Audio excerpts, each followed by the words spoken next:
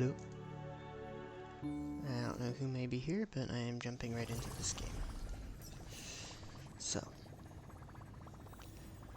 I want to actually continue on with the story. Missions, here we go.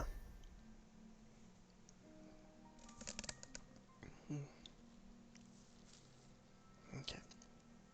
Oh nice, 300 stellar jade there. That would be really nice to get. Sure, let's view the story recap. Following the return of the core flames of reason and death, Aquila is the only Titan that we still need to campaign against.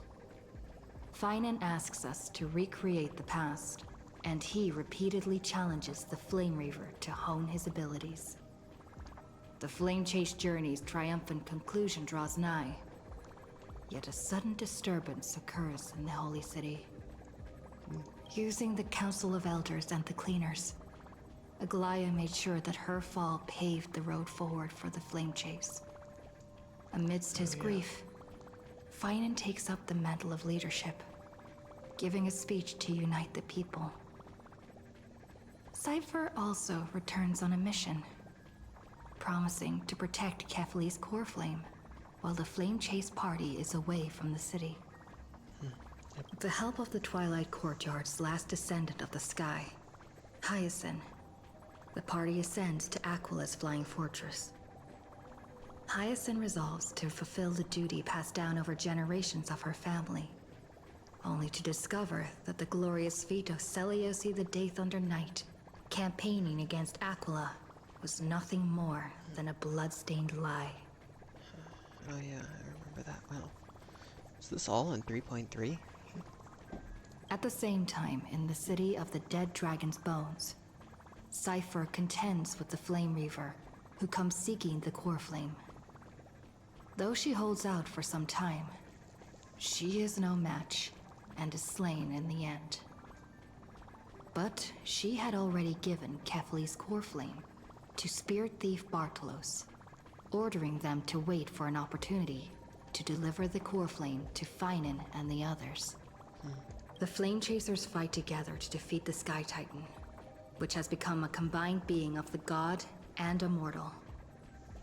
As they are trying to escape from the Eye of Twilight, the Dawn device suddenly goes out, and Hyacinth is forced to return the core flame early and remain in the sky to bear divine authority, becoming the protector of the people. Following Cypher's death, the divine power of trickery dissipates, and the 1,000-year dawn of Akama that is sustained by her lie comes to an end. The Holy City is met with the merciless invasion of the Black Tide, as the powerful Flame Reaver moves in ever closer. Which, it's honestly just crazy that her power was able to keep that going for another, like, 700 more years. Well, 700 plus more years. At this moment of crisis, Mighty, Casterus, Treebe and Trinan, Cartonis, the Holy City Guards, and Don Hung all laid their lives on the line so that the Deliverer would have the chance to complete his mission. After making sure that I would remain safe, Finan enters the vortex of Genesis alone. Oh, yep.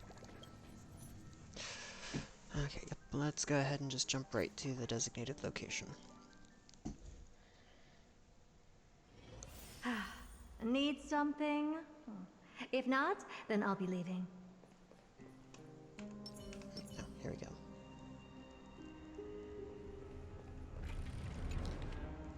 If it was Mighty Most standing here, he'd be wiser and more capable than me, right? After Aglaya departed, these words wouldn't stop echoing in my head. It was something I couldn't escape from, and also something I absolutely refused to utter. How could I be worthy of my comrades' and allies' trust? What right have I to stand upon her shoulders and guide others? These questions remain unanswered, but there is no time for doubt. The first enemy the Dawn Maker must vanquish is the hesitation and sorrow that have shadowed me this far. That's why I resolved to aid you during your return. Even if it's incomprehensible, even if this means I must impose my will on you, I have to see it done. Because the promise of the Era Nova is unclear. To you, who came from beyond Amphorius, its influence cannot be predicted. After I cleansed my doubt, I find that this is the right decision, born from the depths of my heart. The prophecy claimed that only one person could reach the final end of the Era Nova. Please forgive me for stealing your chance to witness the miracle. My friend, it's because of the prophecies made by Lady Treby that the Chrysos heirs made it to today. And so, even if we must face the scenes from the Promised Age, I cannot risk bringing you with me. Thinking back, maybe the only thing I did right in this life is choosing to trust you and becoming friends with you all. I faintly feel that perhaps the greatest miracle of Emphorius isn't so much the secrets hidden within the vortex of Genesis, but rather the instant you and Dan Heng descended from the sky. You are the hero of my heart. If the next life comes to pass, no matter what I become, I will make sure the world remembers the miracle of the Trailblaze. But, I mean, if you don't approve of my solitary decision and plans to create a new path with myself, toward a future that no one could imagine, you'll always find a way to break the rules, right? That's kinda cool. Please stay close to us. We need to rendezvous with Lord Dan Heng. We will do everything in our power to clear the path for you. Okay.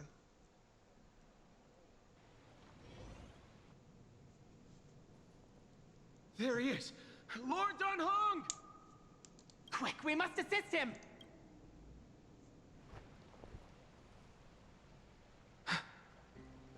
What are you doing here? Where's Feinen? It tripped me out that Dan Heng's actually speaking. I was not expecting that. I was expecting that I'd have to try and read out his voice, and I was like mentally thinking, okay, how does he sound again? It's a long story. Let's deal with that guy first. We are under Lord Feinen's orders to escort both of you to safety, no matter the cost. Leave this to me and the Holy City Guards. Zeph, take them and go. Wait, Namasini. That black-clad swordmaster. Something seems off. At some point earlier, they suddenly froze in place, not moving at all, like some kind of omen. Time to waste. Let's get out of here. Right. We don't know exactly what's happening, but retreating is the safest choice right now. I don't know which demigod graced us with this miracle. Please, come with us. Feinen, is he going to be all right? Believe in his resolve to save Akama.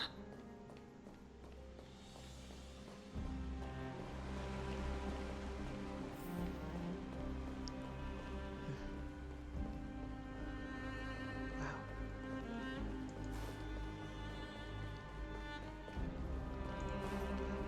I was just like, oh, I have to check around. Yep. I was right to think that, because there's... Yes, I know.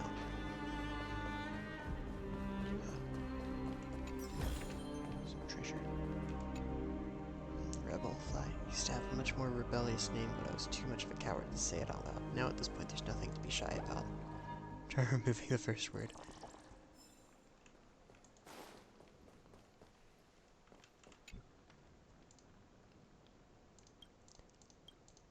Just fine.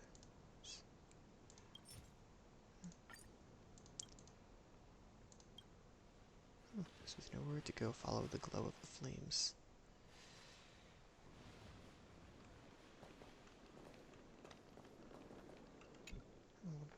I've always been curious, why is it that at the end of every play, the rescued always have to be wrapped in a blanket? Just like us now, huddled by the living flames, shivering as if it were the only thing keeping us together. But actually, are you cold? Almost sweating. Are you cold? After all, this is a hot spring. It's truly a question worth pondering.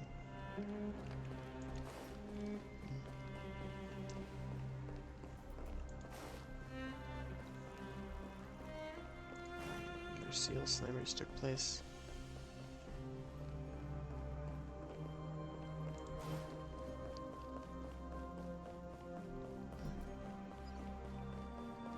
Oh. This. Yeah, that's this guy. Oh, interesting.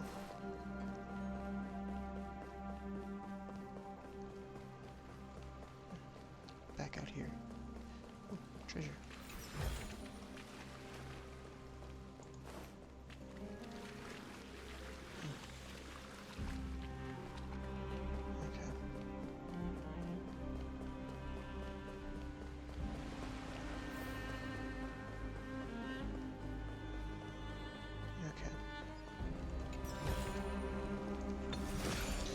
it's just like, before I continue on, let me just kind of at least take a quick peek to see if there's treasure around.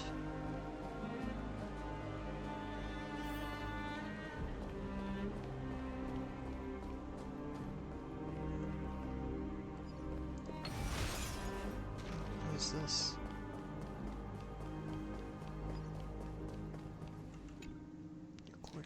Whoa. Year 2147 of the light calendar, the holy city faced the calamity of the black tide and faded into the night. The stone chronicles the fallen and records the sorrow of Akima, not Salo. Soldiers, priests, and scholars. Brothers who perished for the holy city. An acolyte perished while shielding companions. A daughter of Acacius perished in Clark's home. A mother of 3 perished embracing her youngest. Oh, missing persons. Also missing. 10 unidentified bodies, features unrecognizable. May the grace of Thanatos guide these souls to a new world. We shall meet again at the end of the West Wind. Oh, West Wind epitaph.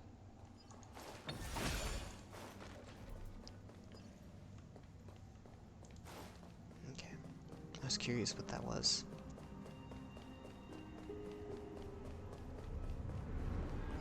Oh, choose another one over here.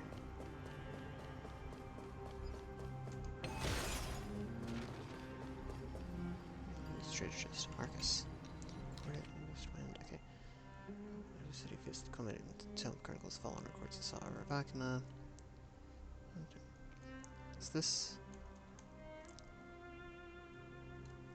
Looks like it's the same exact thing.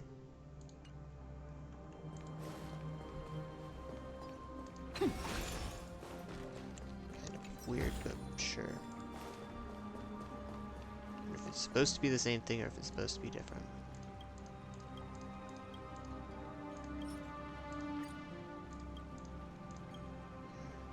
Somewhere to go, follow the glow of the flames.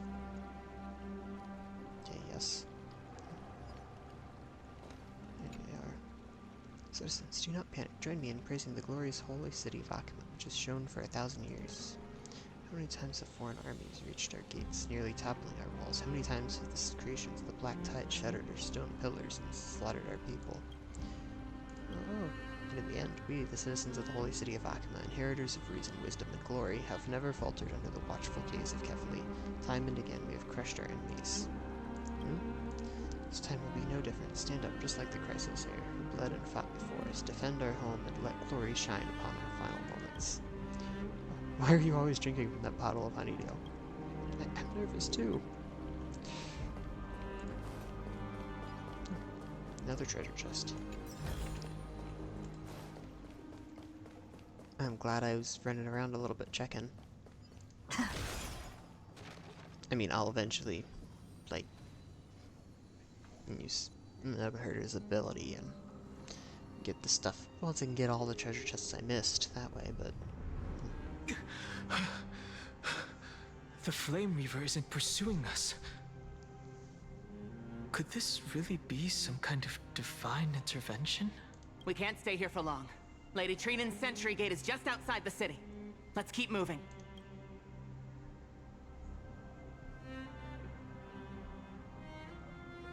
Is this really what Trailblazing is supposed to be? Our experience in Amphorius has far exceeded expectations. If our goal was just to replenish fuel, then mission accomplished. But you're right. For now, let's get back in contact with the Express and plan our next move. That's the safest course of action. We need more information. That makes sense. On that note, I have a proposal. Oh, Who's there? I hope to convey a message to the 2 nameless. oh, hi, Skrullum. Mr. Skrullum? Who are you? Stand down. I order you to maintain a distance of 10 paces. It's okay, guard. This one is not our enemy. It has been a while, nameless of the Astral Express. I'm glad I arrived in time to stop that black-clad one from harming you further. So it was you.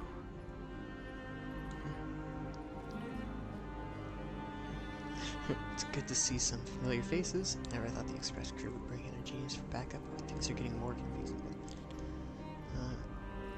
Never thought the Express crew would bring in a genius for backup. Indeed. Madame Herta invited me to meet with you, Nameless. Rest assured. You two know this anti-Catharin? Does he come from the same people as Counselor Lygus? Don't worry, guard. This gentleman is an ally of the Trailblaze. Would you mind giving us a moment to speak in private? Of course. We'll wait nearby. Please, stay safe. I fully understand your situation. For now, the only thing I can do is temporarily freeze that black-clad one in place.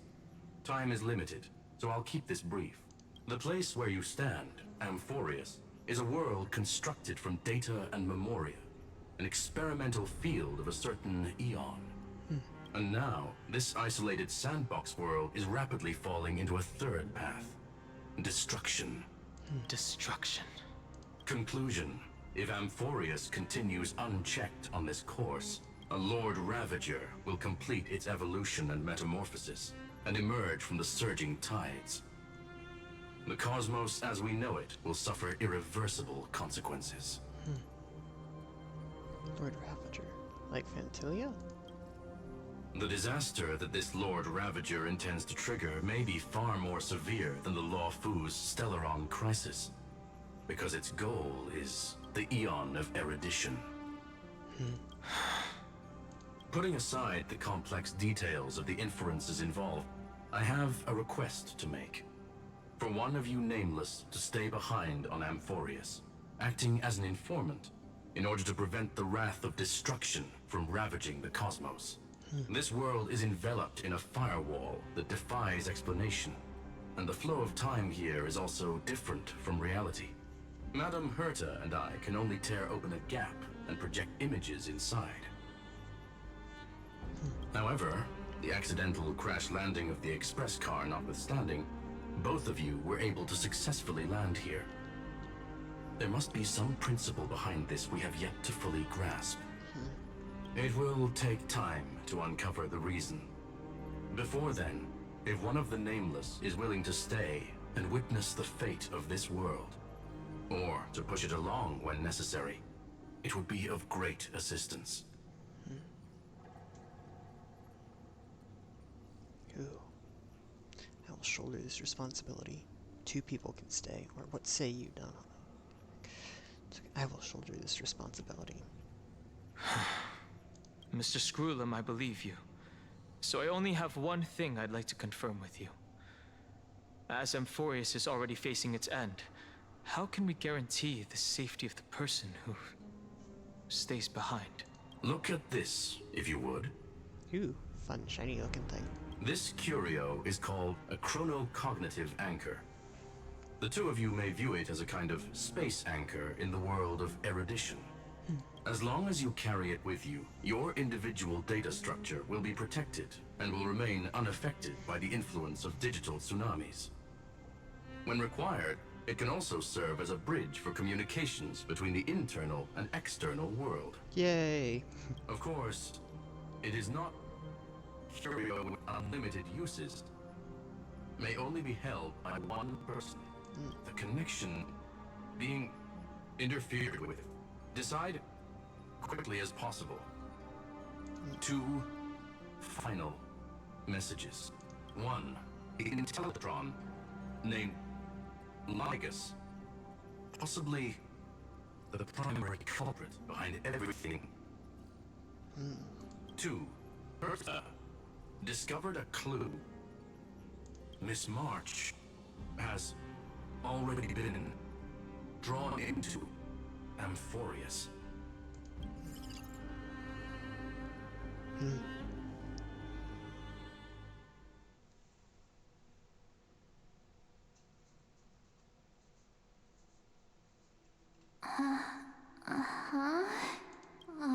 Cold. It's freezing. Interesting. Hold on. Am I dreaming? This is way too strange. Everything's spinning. And I can see webaboos flying around. But I was literally just talking to Himeko. How did I... When did I... That's it! She warned me about this place right before Klipoth glimpsed her.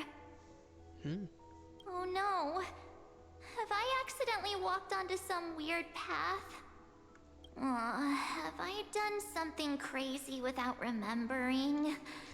Unless forcing Pom-Pom into new outfits and borrowing Mr. Yang's shoulder massager counts. Hold up. No way! Stepping onto the path of elation can't be this simple. Right? Child of remembrance.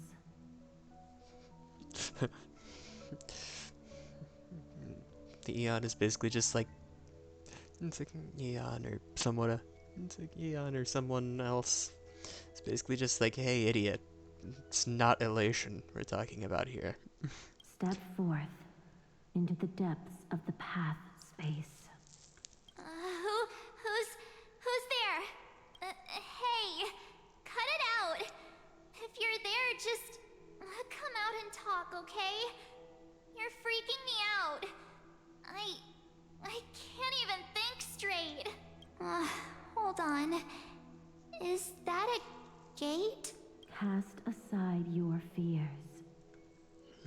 Step forward through the gate of memory. The voice. Is it showing me the way out? And here's the anchor. Let's see. Yep.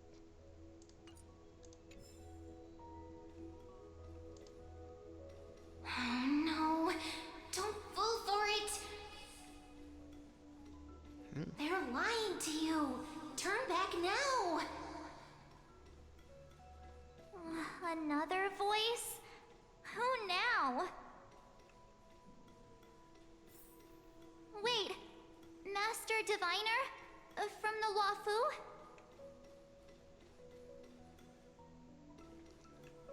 Fush?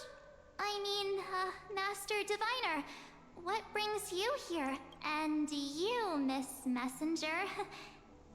Do I know you from somewhere? Good to see you again, March. A pleasure to see you, Miss March. That's it! Master Diviner used the Matrix of Prescience to help me. And you, Miss Messenger, the value of your life does not lie in what happened in the past, but in the present and the future. Your memory serves you well. March, I conducted some experiments with the 6-phase ice you left us. Thanks to the Garden of Recollection, the Matrix of Prescience has made a breakthrough in extrapolating the past. Now, we might be able to bypass the obstacles and look directly into your history. The Master Diviner is right. Continue down this path, and you'll be able to find your lost memories at the end. Since we last met, you've grown much alongside the Trailblaze. You should be strong enough now to bear the weight of your past. Well, there goes my Ice Princess fairy tale. I need to know, Master Diviner, Miss Messenger, this isn't just another dream, is it? If this is real, why reach out to me at this exact moment? The situation is dire. Your lost memories, they're crucial to the Garden of Recollection. She's right. The Garden of Recollection's existence hangs on your memories. The Garden of Recollection. You may not want to sacrifice anything to preserve the garden for now, but in time, you'll understand. Your destiny and the path of remembrance are extremely, closely intertwined. Now go. So, I just walk through that gate? This way, March. Your past awaits beyond the gate of memory. Okay. Stop! They're just mimicking people from your memories! Was not expecting.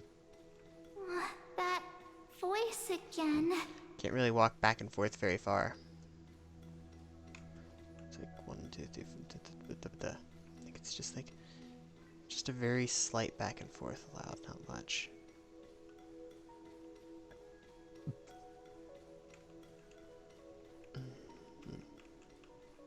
Doopy-doopy-doopy-doop. Don't let those bad people deceive you. The gate. Now it's you two?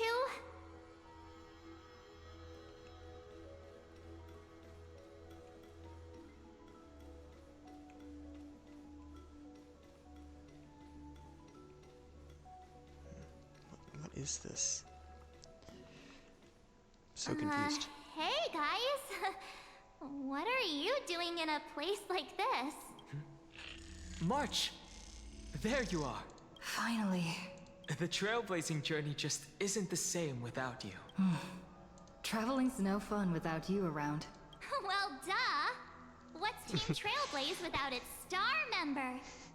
Wait a sec. You might look like you two, but We understand your confusion. The garden... the garden's allies. Yes. She helped make this possible. Keep going, March. Find your past. Wake up. And travel with us again. That sounds really tempting. Finding my past and continuing to trailblaze new worlds with you? Trust in yourself, March. It's gotten us this far, hasn't it? Follow us. Let's go through that gate together. Step into your past, March. Find your true self.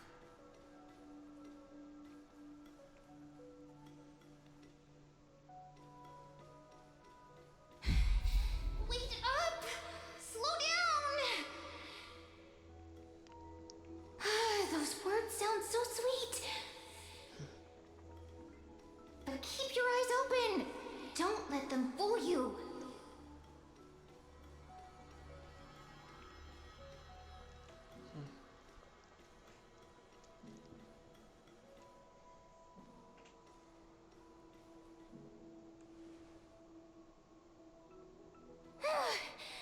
At last, I finally caught up. Hey, are you all right? I'll be okay. Just not used to running around. Say, March, got a moment to talk before you make your decision? Wait, that was you? Pushing the gate away? Sending those warnings? Yep, named Cyrene. It means ripples of past reverie.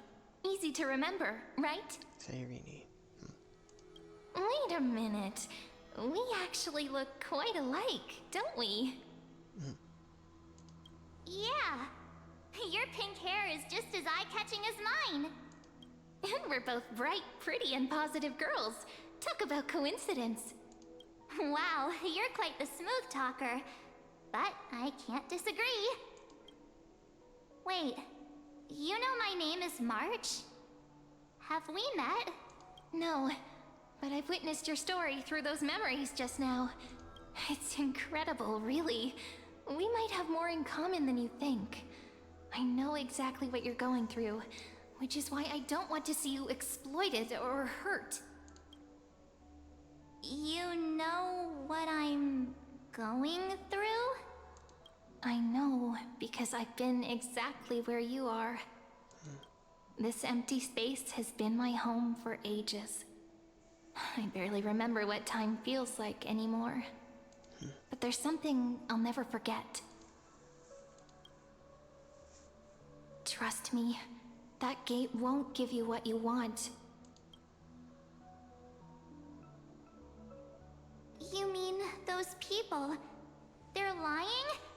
Luring me into a trap? Yes, convincing, weren't they? They've studied your memories, using your deepest wishes against you. How dare they manipulate a young girl's feelings like that?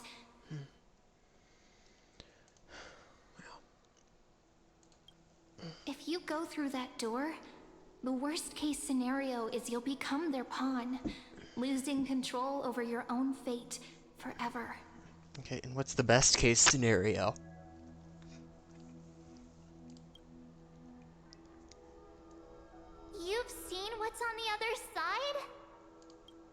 stuck here with missing memories like you, but I still recall fragments of my homeland where I grew up. That door leads to Amphorius. Trust me, it's anything but welcoming.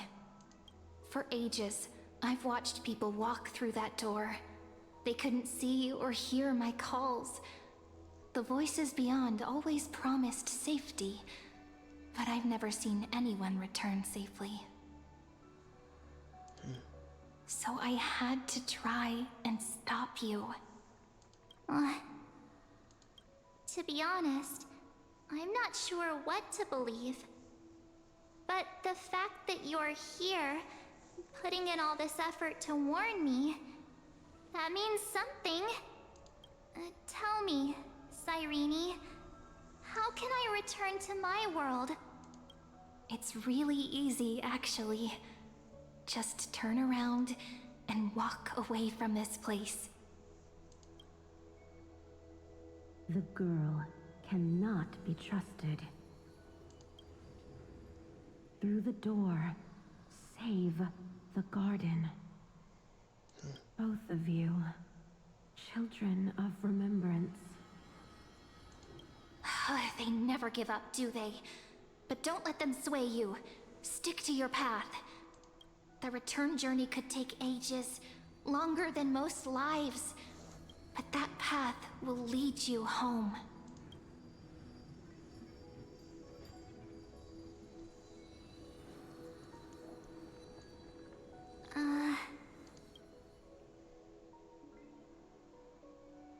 Thank you, Cyrene. I know what I need to do. I'm going through that gate. Into Amphorius. Oh, okay. Wait, what?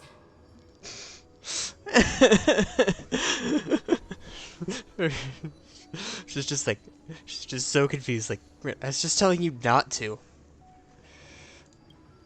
Don't worry. I believe you. It's just that, for me, the only place I can call home is right beside my friends. Two of my closest friends are already on their way to Amphorius. They may seem capable, but only I know. They're absolute disasters waiting to happen. They won't last 5 minutes in a new world without me.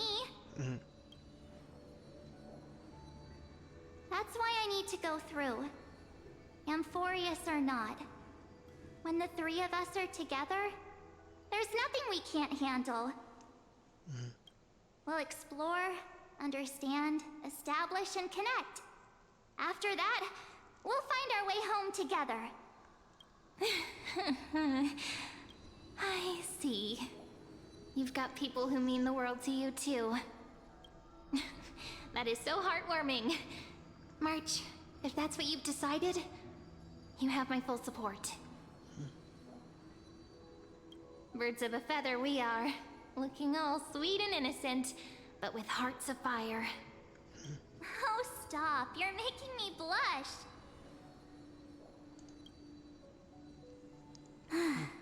Well then, I guess this is it. Interesting.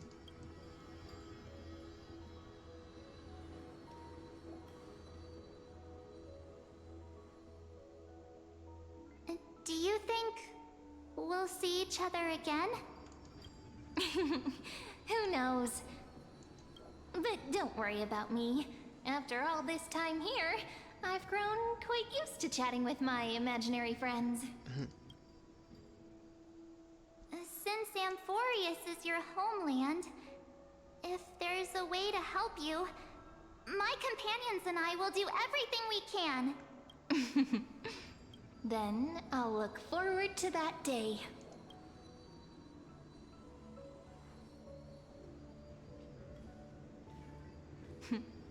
Your story awaits, March. Make it an epic one. That music note doesn't really fit there, I feel like, but whatever.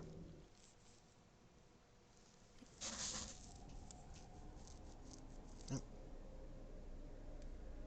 Immediate vortex of Genesis. You okay there, friend? Something seems to be bothering you. Vortex of Genesis. We made So it back. even this place has changed. Finan. Is he ready for Aranova? Oh, right, because I was staying behind. If Dunhong will be okay heading back on his own. If anything, he's the one worried about you. But I'm here to watch over you now. If what that machine gentleman said is true, if Amphorius is destined for destruction, then I'll stay by your side until the very end. Like how you and Dunhong treasured the Express. Amphorius means everything to me. Time to see the Aranova begin. Right. Time to see the last core flame restored.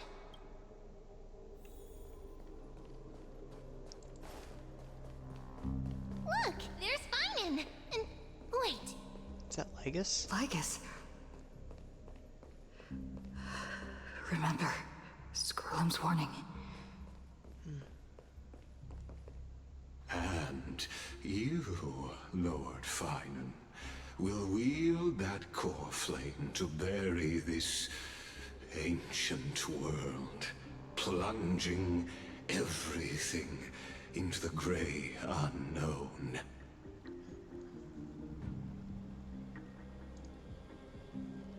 None of that matters now. This brutal, flame-chased journey has stripped away my delusions. I know the future is in some peaceful paradise with gentle west winds, just waiting to welcome us to step in. If what lies ahead is a mass of chaos, I shall cut through it myself and usher in the first ray of blazing sunlight.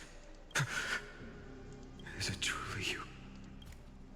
With one last chance to turn back, you still step forward. How befitting of a trailblazer. This is the path I must take. As it happens, I find myself thinking the exact same thing. As our world nears its end, the ones who walk the infinite paths have embraced their destiny. Interesting. As the Theoros, it is my duty to witness the world's future and oversee this final core flame ritual on their behalf. The trial of world-bearing, the ritual of Era Nova. Skrullum says you're behind all this. Ah, I see. So you met my kindred spirit before I could erase his traces. Partner, what are you saying? This one knows more than he's telling. I've had my suspicions. How does a native Antikytheran know so much about repairing vehicles from beyond the sky?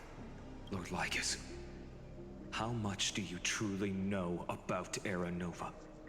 Tell us everything. Very well.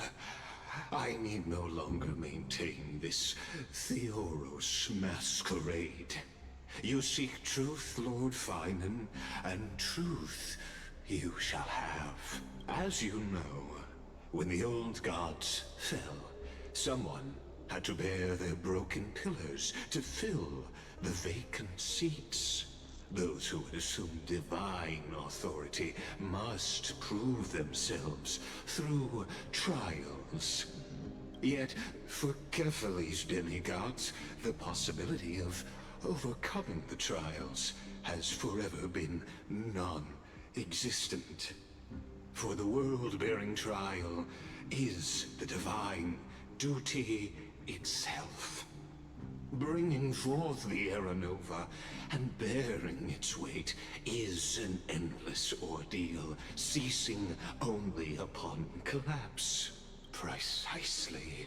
The Era Nova ritual is not something that can be completed in an instant, no, but a long and arduous journey.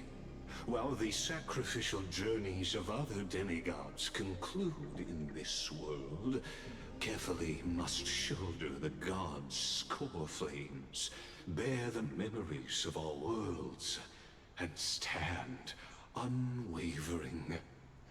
Until the next world, when the black tide consumes the bearer, and all that they carry, leaving nothing behind.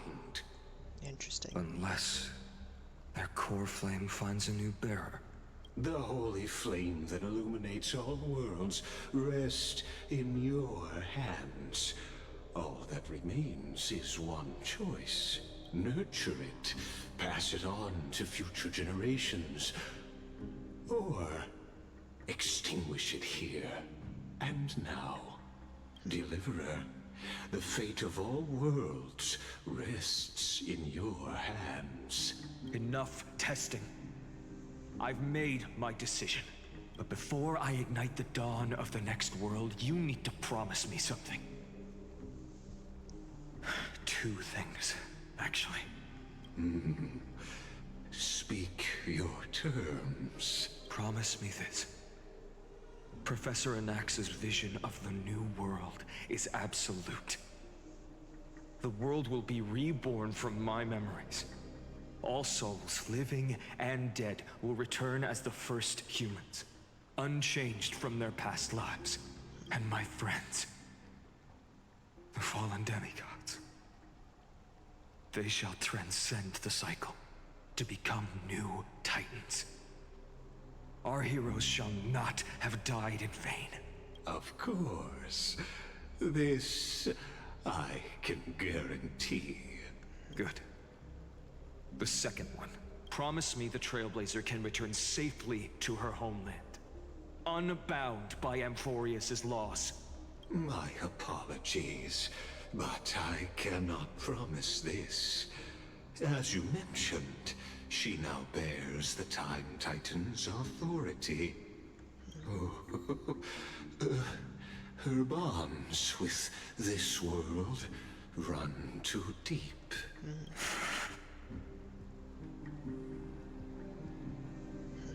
No need to worry, I have a plan. Well, I stand corrected.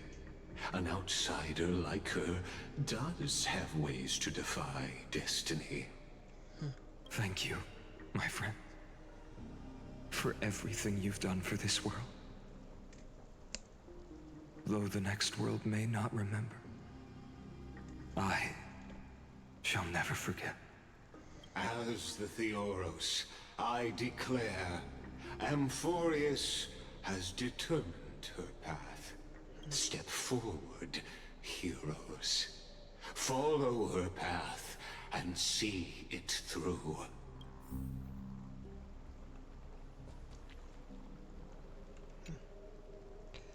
Without you, we could never have reached our prophesied tomorrow. Thank you for walking this path with me to the end. Okay then, wow. This is really interesting. Behold, oh gods, Amphorius has achieved her victory, and the Era Nova approaches. The Radiant Soul has arrived, having walked through the bustling nights, bearing the golden fire and blood, stepping with pride into daylight. He is the pure child, walking upon the path of yesterday, today, and tomorrow. He is the first to be born, first to be named among the nameless. Eternal in form, limitless in reach. He treads the endless night underfoot.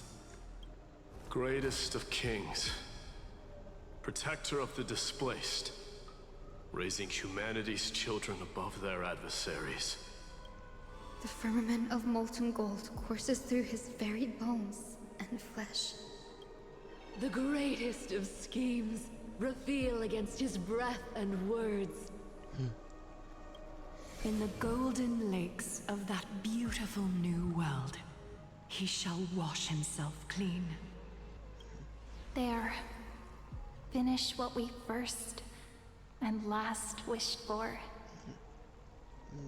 There she is. To write an ending unlike any before, for this world we so deeply love.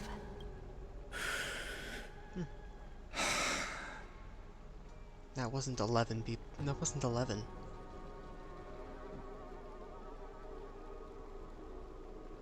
Come, partner.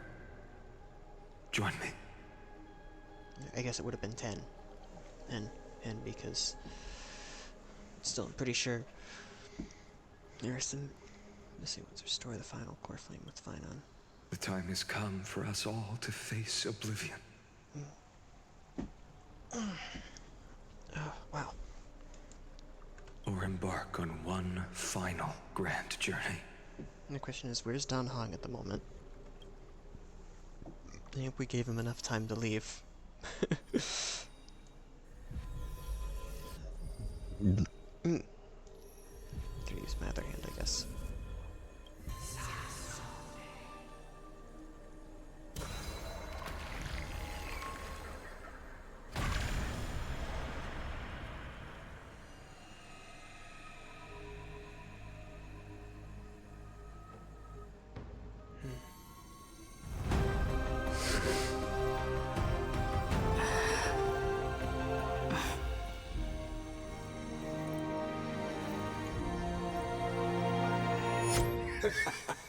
What a magnificent and epic adventure.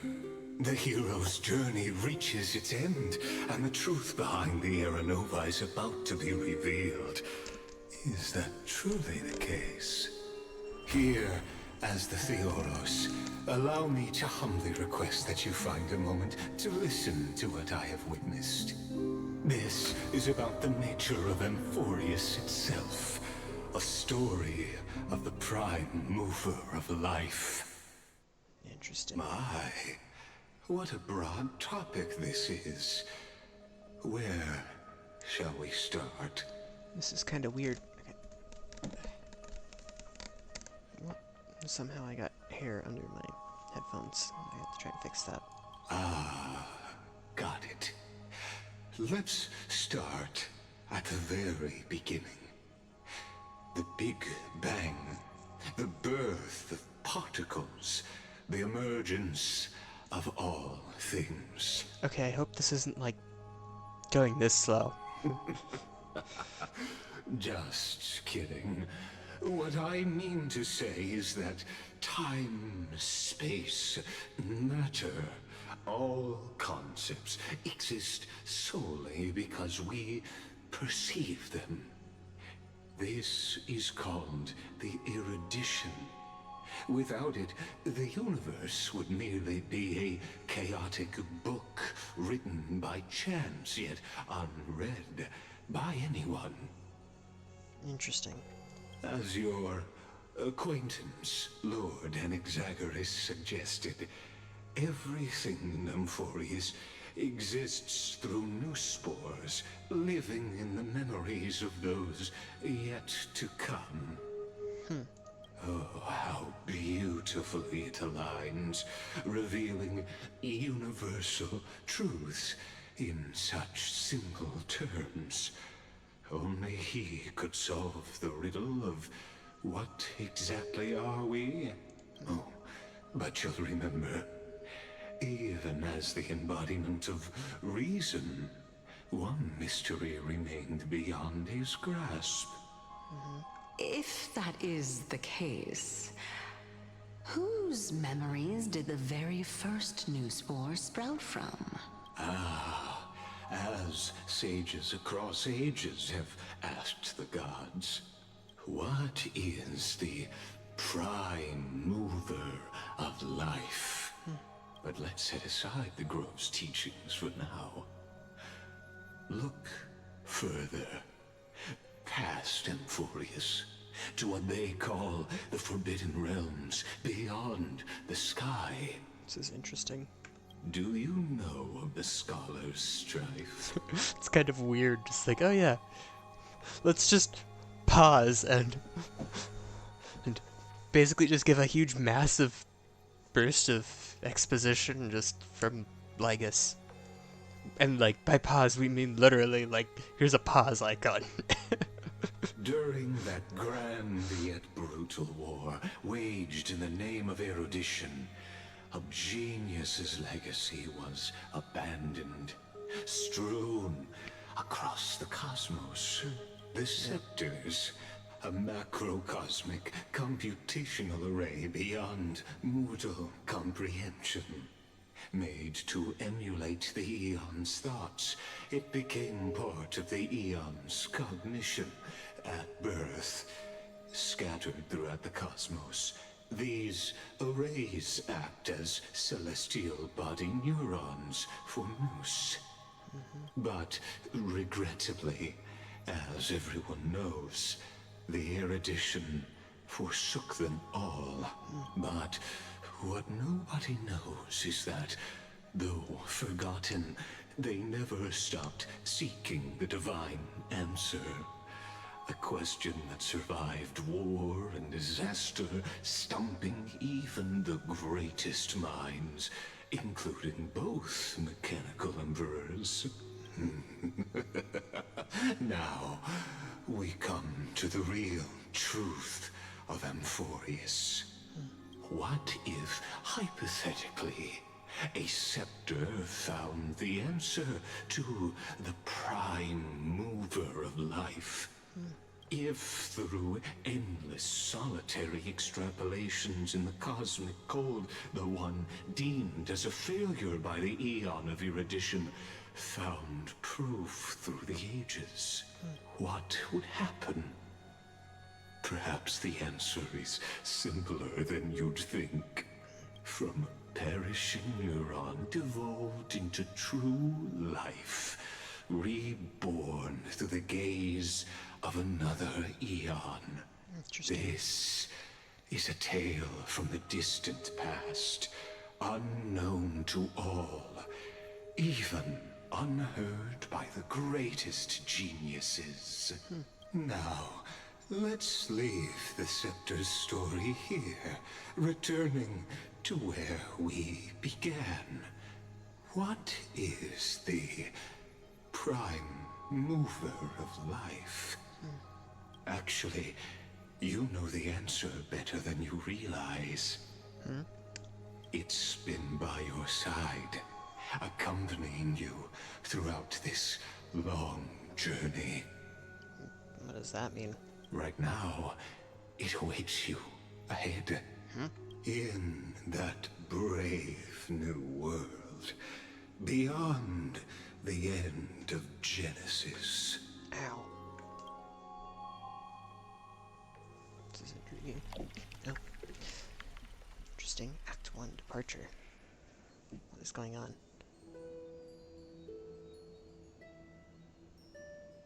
Take this wish with you. Be the one who begins it all. As the prophecy foretold, you will bear the blazing sun until the pale dawn breaks. Continue onward, bearing this world upon your shoulders until the Ashen Hero, the nameless deliverer, ushers in the dawn. Interesting.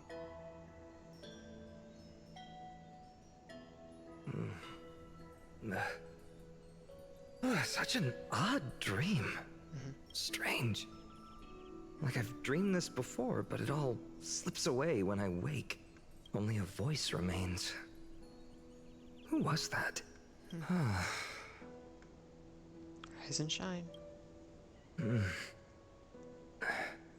What? Ah, it's you. Whoops, I fell asleep there. What a strange dream I had. It's gone now, though. But look, perfect sunshine. The day is still young. Let's go find Cyrene, partner. We promised to be there for her oracle card reading today. It's right about time. Looking at you, someone's still half asleep. Tell you what, catch some fresh air first. I'll hang around here. What is this? This is very weird and confusing. What is this place? Oh, beautiful, isn't it? This is Ide Silesii, home of the nameless hero who carried Kefali's core flame. When he was young and innocent, he had heroic dreams, imagining his wooden sword was forged of iron. I mean, of course. Pretending the straw dummy propped up by a wooden pole was a giant with a single blood vessel running from spine to heel. That sounds very unrealistic. Dreaming of slaying the giant and becoming a hero to save the world. Though to his young mind, the world was just this small village. I guess that kind of tracks. Nerdia used to be so chuny? What is that word?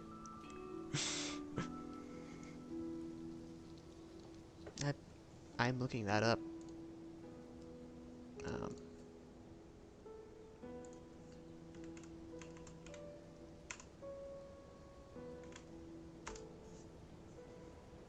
Okay.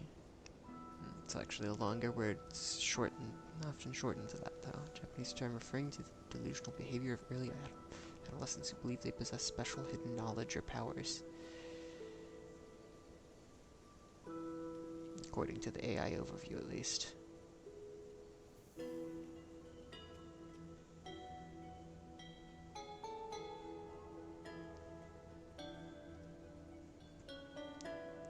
Okay, it seems that that's what...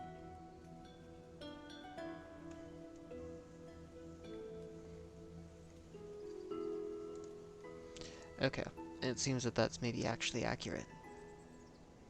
But... how does this connect to Era Nova?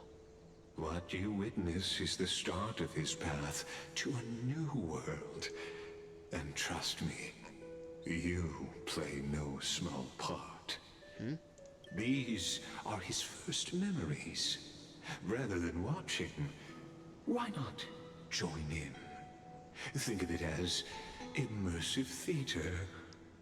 Become his lifelong closest friend, witnessing his hero's journey from the best seat in the house, as the nameless hero whose unwavering guidance shaped Finen's destiny, yet whose name was never recorded in Amphorius's history.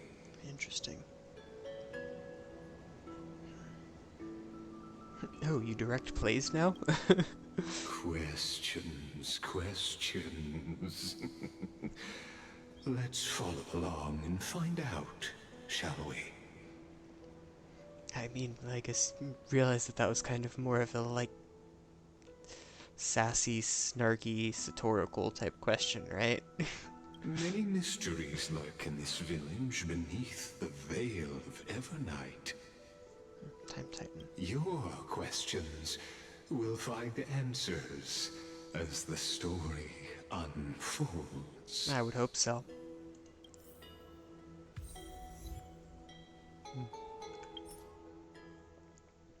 Never mind. Okay, fine. I'm just curious. I think I haven't gotten much. And I can't check achievements. Nice. Okay, I want to check out this environment. It's really kind of neat. It's really pretty.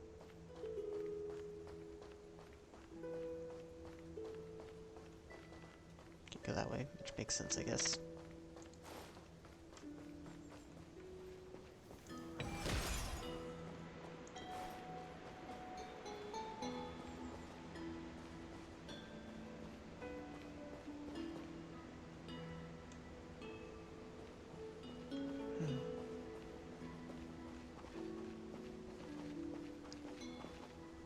Yeah, this is a really nice little place.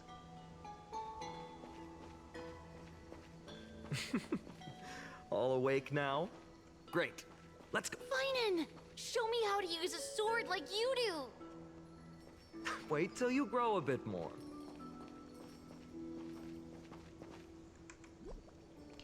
Walking mode. There we go. Hey, Finan! Where are you headed? No Cyrene today? That's exactly where I'm going. The game does not expect you to be in walking mode, I guess.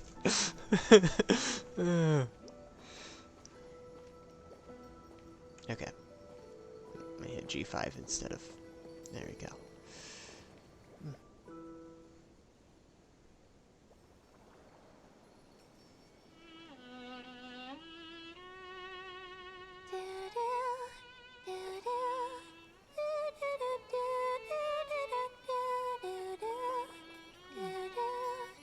It's really pretty.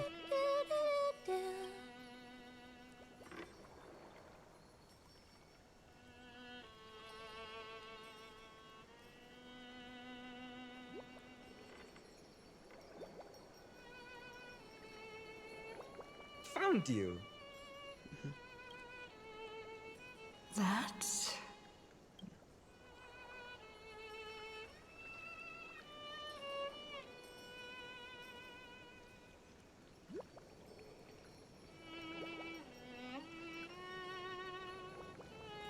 Goodness, look at you rushing about.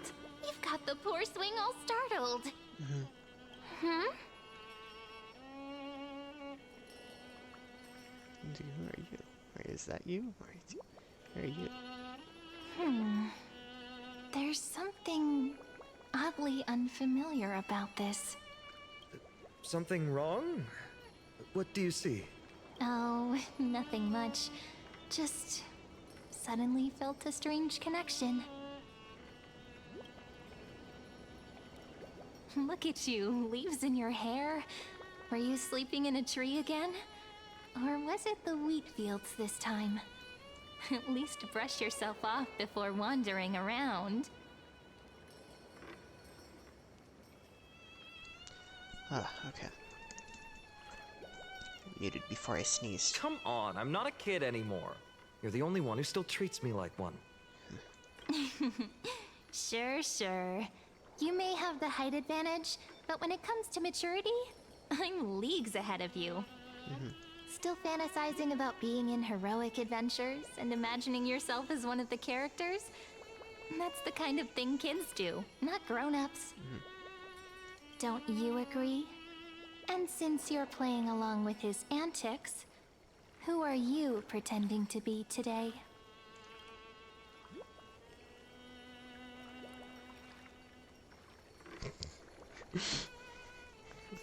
Invincible Galactic Baseballer. Today, she's going with Invincible Galactic Baseballer. Switching roles again? What happened to being the valiant hero from a distant shore who made that solemn pact to learn the sword? Spare me. Can we not bring this up? Speaking of which, what about those oracle cards? We haven't done divination in forever. Why the sudden interest? I was just about to tell you. Earlier, while napping on the swing, I had the strangest dream. There was this mysterious voice in my dream, calling out for something. Wait, you had that dream too? Yes, you too? That would explain this lingering sense of unease. Interesting. Which made me think of those old oracle cards I used to play with as a kid. Though the Ornyx prophecies were always hit or miss. Yeah, all the kids would get so excited drawing cards like ruler or warrior, but throw fits over devil or drunkard and demand a redo. Makes sense. If you just redo it when you don't like the result, what's the point of divination? Exactly. The blessing of childhood. Believing the gods might not notice our little corner of ID Silicii, willing to let our small deceits slide. Still, fate is absolute. After all, we never really know just how far into the future the prophecy extends. Anyway, let's go to our old secret base and look for those oracle cards. Now, where did we hide those? I can think of a few spots. Let's go check it out. Perfect. We get to run around and explore. In a village this size, I bet all our childhood treasures are exactly where we hid them. Mm-hmm. Time must be keeping them safe for us.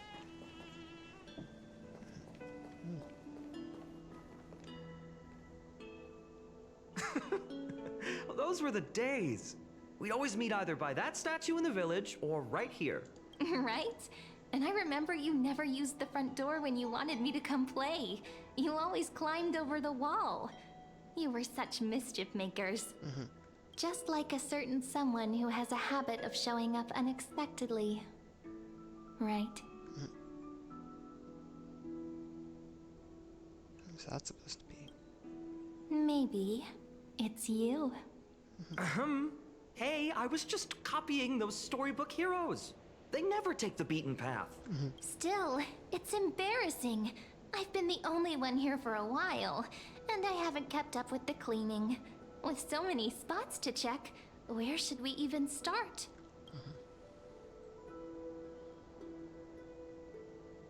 What about the cellar? A cellar? I think I remember one. It was deep. So very deep. Well, if we're talking Wonderland stuff, it's not that different from my hero stories. All right, let's split up. I'll handle the yard. You check the upper floor. I wonder what the view's like from up there. Worth checking out? Pomegranate juice and milk. Blech. That's my thoughts. Although, to be fair, I don't know that I'd necessarily care for pomegranate juice just in general.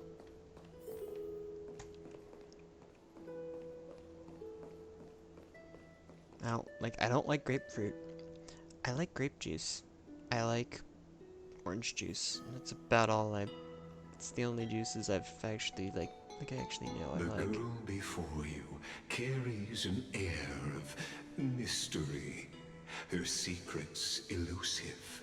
Yet her demeanor toward you is exceptionally warm. You can't help but wonder, could there really be some kind of mental connection? The view here hasn't changed a bit. You know, besides the swing under the big tree, this has to be my favorite spot in all of ID Silicii. 3, 2, 1, jump! Where the sea stretches out as far as the eye can see. Just lift your spirits being up high. You can't help but want to hum one of those old songs we used to sing. Why do leaves and branches grow? Which way does the wind blow? They always said I'd become the next priest of time, just because I heard prophecies as a child. But here's the thing. The more divinations I do, the more doubt creeps in.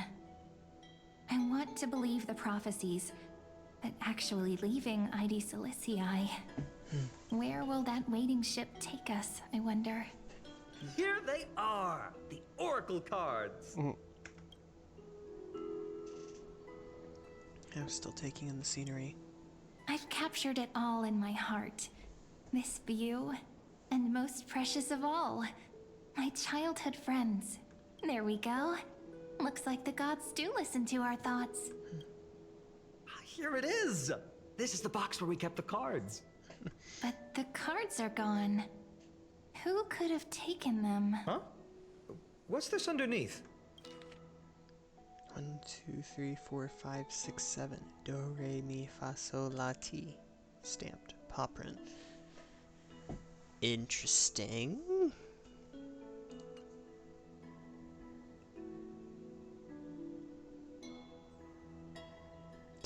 In Point Ranger Drive.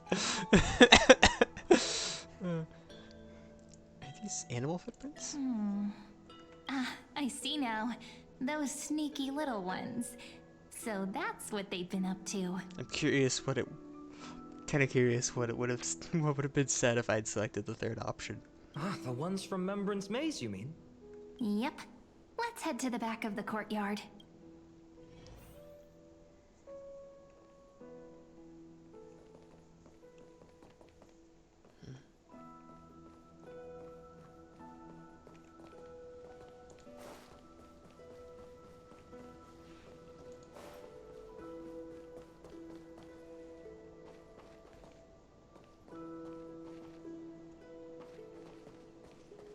There's the swing.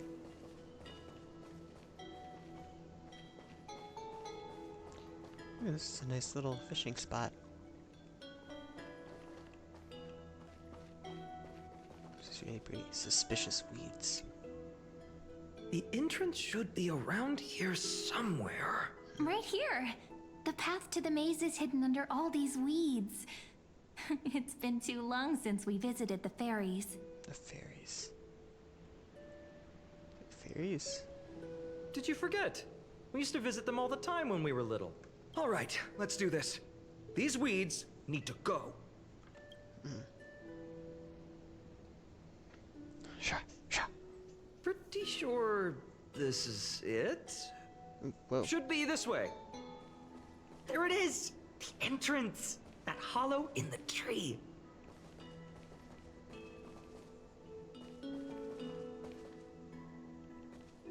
Wow. Once you get through the tight squeeze in the hollow, you'll reach their dwelling, the Remembrance Maze. I wonder if I can still squeeze through there. Maybe worry more about whether the fairies will let you in. After all, the Remembrance Maze has an invitation-only rule. Only children with pure hearts are welcomed.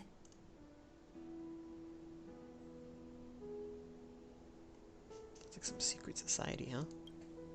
Getting approved by the maze's fairies was like our childhood badge of honor.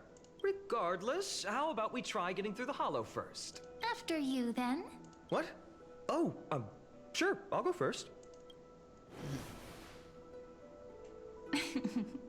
So hasty, as always.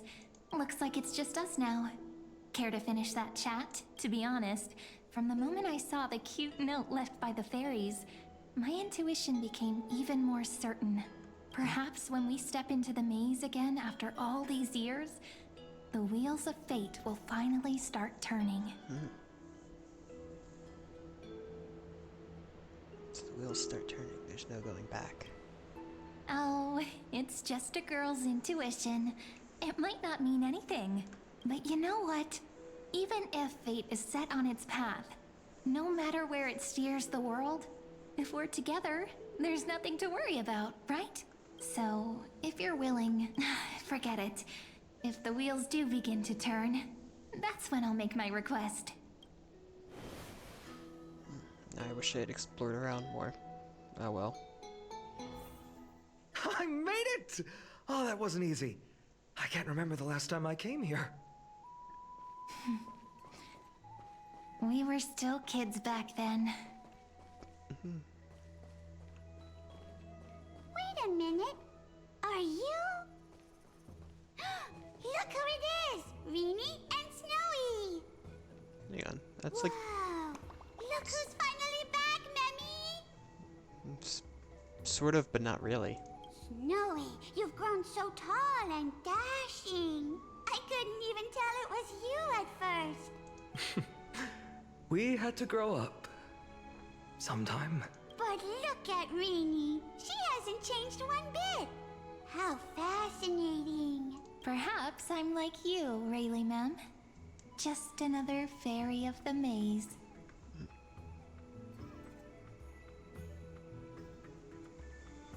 The names just keep getting weirder. Oh, tell me about it. It took me forever to get all their names straight when I first came. Dolimem, Rayleigh-mem, Mealy-mem, Folly-mem. I've missed these cute little troublemakers. Dolimem, Mealy-mem, Folly-mem. Interesting. We used to gather around the fire, singing and dancing, imagining all our future journeys. Without coming back here, those memories might have faded away entirely. Oh, how could you, Snowy? You swore you wouldn't forget about us. But you were gone so long, you almost did. Oh, he's just copying those bards from his stories, being all melodramatic. He couldn't forget about you all, even if he tried. Actually, we're here for the Oracle cards. Have you seen them? Oh, the Oracle cards. Right. The chief asked us to get those. Chief? You mean Dolly-mem? What do they need the cards for? If they want a reading, they could just ask me. Oh, I'm not sure. But Chief specifically wanted to meet with you all. Let's see. They should be... That's it! This way, everyone! Watch your step. The trunk's slippery. I'm checking out over here first. Okay.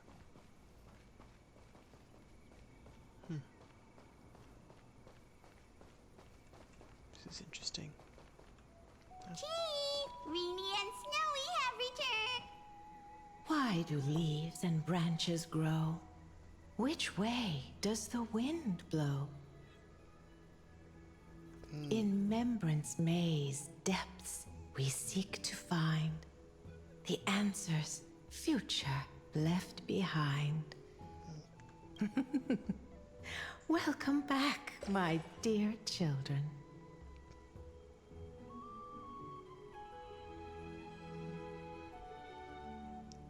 Why does that voice sound familiar? That's poetry. Right? Though Dolly-mem always says they're just songs, not poetry. I'd argue a song is I might argue a song is poetry that's been put to lyric. Well, it's been put to song. Well, it's like it's been put to... It's like a song is basically poetry put to music. Oh, Chief. You haven't changed a bit. Still so full of life. Oh, no need to fuss, my child. You haven't forgotten, have you? As long as our songs are sung, the children of the maze will live on, just as our paths stay forever linked. Here, take it. I'm sorry I had to resort to such methods to bring you here. This is... My book of Oracle cards. Thank you for keeping it safe. You know, you can always just ask if you want me to divine something. Still, bringing us here like this after so long. Is something wrong, Chief? Yes. The Veil of Evernight whispers to us once more. It tells of a new fairy who will soon enter the maze. Indeed, every time a new fairy arrives in the maze, it means that beyond the veil, in the vast lands far from ID's Elysiae, a great calamity is on the horizon. Continues to explain in greater But detail. if that's the case, our journey... will have to be cancelled. If disaster's coming, we should stay in ID's Elysiae just to be safe.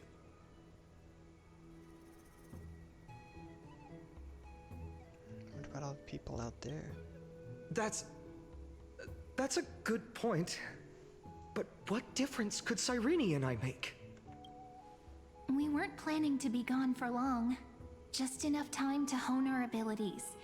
Finan would train in Castrum Kremnos, while I would seek the Fake Titan's blessing in Yanisopolis. Then we'd return to ID Ciliciae to help keep our village safe. It's okay. I can still practice my swordplay here. Some things you can learn on your own. Well, probably. That's not very convincing. Here's a thought. Let's have Cyrene do a reading. If fate wishes to show us its path, we might find some peace of mind. But what if we don't like what the cards tell us? At least we'll know which way to run. Not the most optimistic take, but I see your point. Thanks, partner. We'll do it your way. Whatever the cards show, we'll face it together. Ask with a true heart, and truth shall answer in kind. Close your eyes, and let's open the Oracle card book together. Let your thoughts flow like stars drifting on the river, carried by fireflies and gentle winds. Your destinies flowing towards the same future. Now, shall we begin? Oh my. The cards are quite responsive today. Very well. Let's see what future the Oracle cards wish to show us.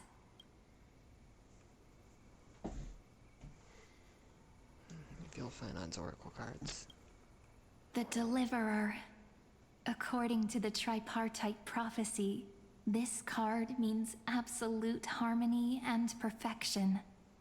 In fact, it's the only Oracle card without a dark side. What, no divine whispers this time? Oh, silly. This is simply the card you drew for yourself.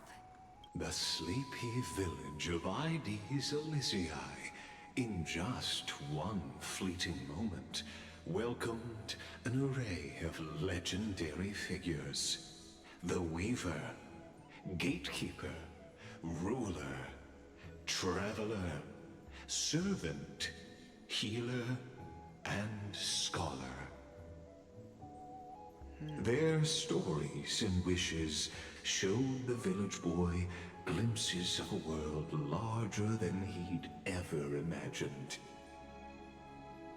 It looks like Finon and the Flame Reaver. They brought tales of raging battles, of cities crowned in holy light, and of wonders beyond his understanding. Each story so far removed from his simple village life. Interesting. Once, these were just images on his friend's oracle cards, and yet destiny now stirs in resonance with the maze. And now, they are right in front of one's eyes. The Deliverer? This card again. Ah, my child. It seems you're destined to bear the wishes of many, to answer the world's call. Bear their wishes? Yes, just like Kefali, standing eternal atop the mountain. My parents, they only wished for me to grow up, well, to help around the village, stay out of trouble. Mrs. Pythias wished for more books in her little schoolhouse, wanted us to all learn and grow. And little Piso, he wants to grow up strong like his father, to become a hunter. Is that my purpose? To fulfill their wishes? Perhaps. For a true deliverer, such wishes are but droplets in an ocean. After all, Kefali bears the weight of the entire world. Right. How could any human possibly measure up to a Titan? I wonder too. Perhaps... What's this? What you see are futures written in the cards. Or rather, the people you'll meet on your journey. Sometimes, fate can guide us when we're lost. Let's consult fate itself. Maybe then we'll know why we must take this path, and learn just how many burdens one must bear to become a true deliverer.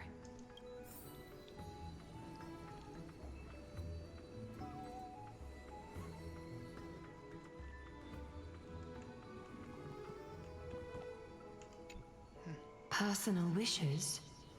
I have none. Only the Aranuva matters. The world's rebirth. Yet, if I am to weave a new era, then it may be one where kindness and her cleaners shall never tread. These crawling parasites have no place in Akama, especially not under the deceitful claim of human rule. That noble lady? The way she speaks, it's like ice in my veins. She's truly selfless in her dedication. Huh. Not exactly the warmth I'd expect from someone selfless. Teacher, perhaps you could share your wishes with us? Oh, Snowy. You want to know about our wishes now? I wish to meet Trianne again. In the sea of flowers where the west wind ends. And Aggie, I want to see you shed that golden thread cocoon around your heart. Just once more. Smile at us again like that bright-eyed girl in white who stood before the Yanisopolis temple. Finally, I pray that the footsteps of lost souls no longer wander aimlessly. Instead, replaced by the bright songs of prayer. Are we wishing for too much? Well, let's say these 3 wishes represent Trianne and Trinan too. Those wishes are truly wonderful. They even stir something deep inside me.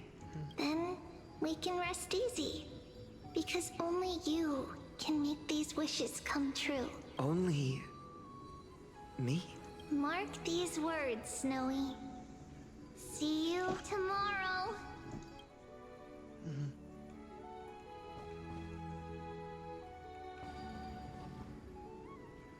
Ooh. Cypher, Castris, and Hyacinth. Well, well, if it isn't our little deliverer. My wish. Just let me wine and dine and soak up the sun for another millennium or 2. I mean, what's the point of dying rich if you never lived rich? Right, Princess Homebuddy? Cypher, that's not how I see it. My one wish is to find that missing piece in my life. To feel someone's embrace once more. That warmth. I've felt it before, and it's my dearest memory.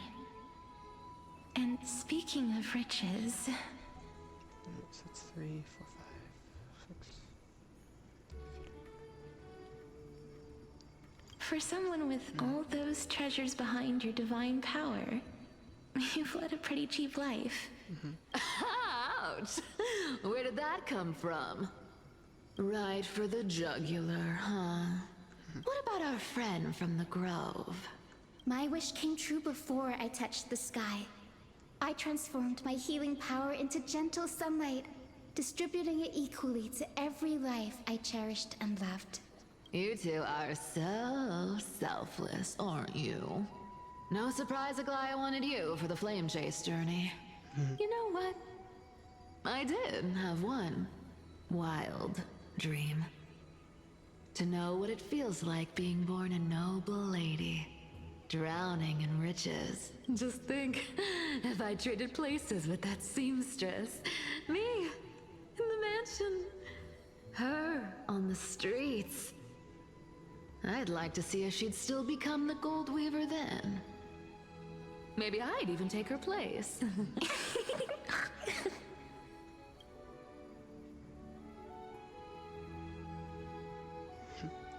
These wishes, they make you want to smile. I can't disagree with you. These wishes aren't weights to bear. They're like those candy wrappers the Ides Elysiae children love, shining even brighter when bathed in sunlight. Warm embrace, equal healing, and perhaps living free. They're all wishing for a kinder world in their own way. Interesting. Nope.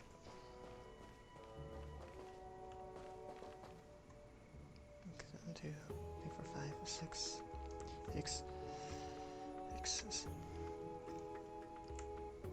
7,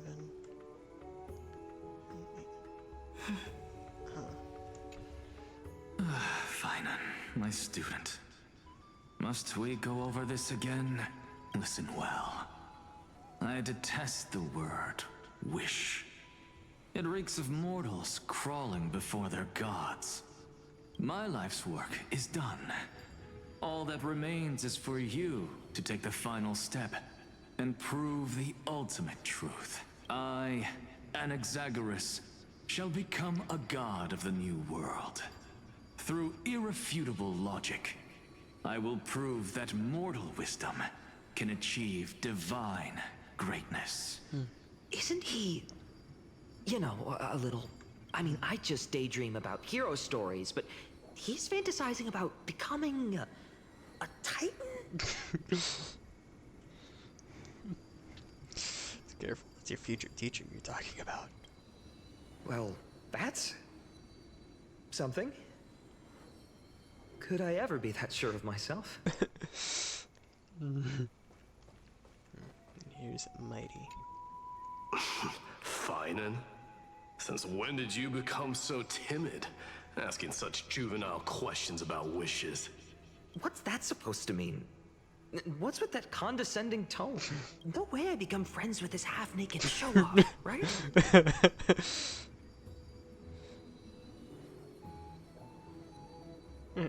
These kind of friends, you think nothing of sitting shoulder to shoulder in a hot bath.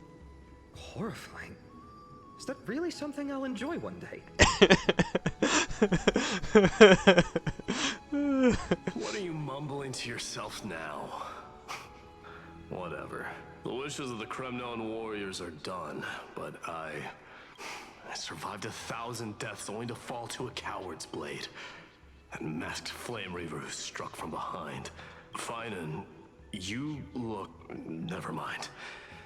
That blank look tells me you're completely lost. My wish is simple. One honest duel, face to face, blade to blade. Then I'll strip away that mask with my own hands. Nothing but violence and vengeance. This person's wish is nothing short of brutal. Still, those eyes burn with the noble pride I've read about. This wish, I shall not forget. That's interesting.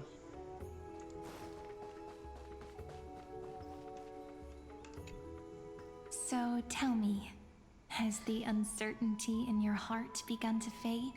So many faces in my future. So many wishes. Still, why would fate choose to show us this path? What's weighing on your mind? Didn't you say disaster would strike Amphorius? If so, shouldn't Cyrene and I stay in Ides Elysiae? How could we possibly meet all these people?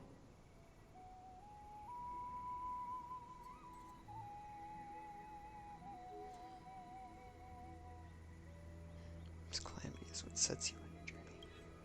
If that's true, then who will protect everyone in Ides Elysiae? Cyrene, may I have that deliverer card? Of course. But why?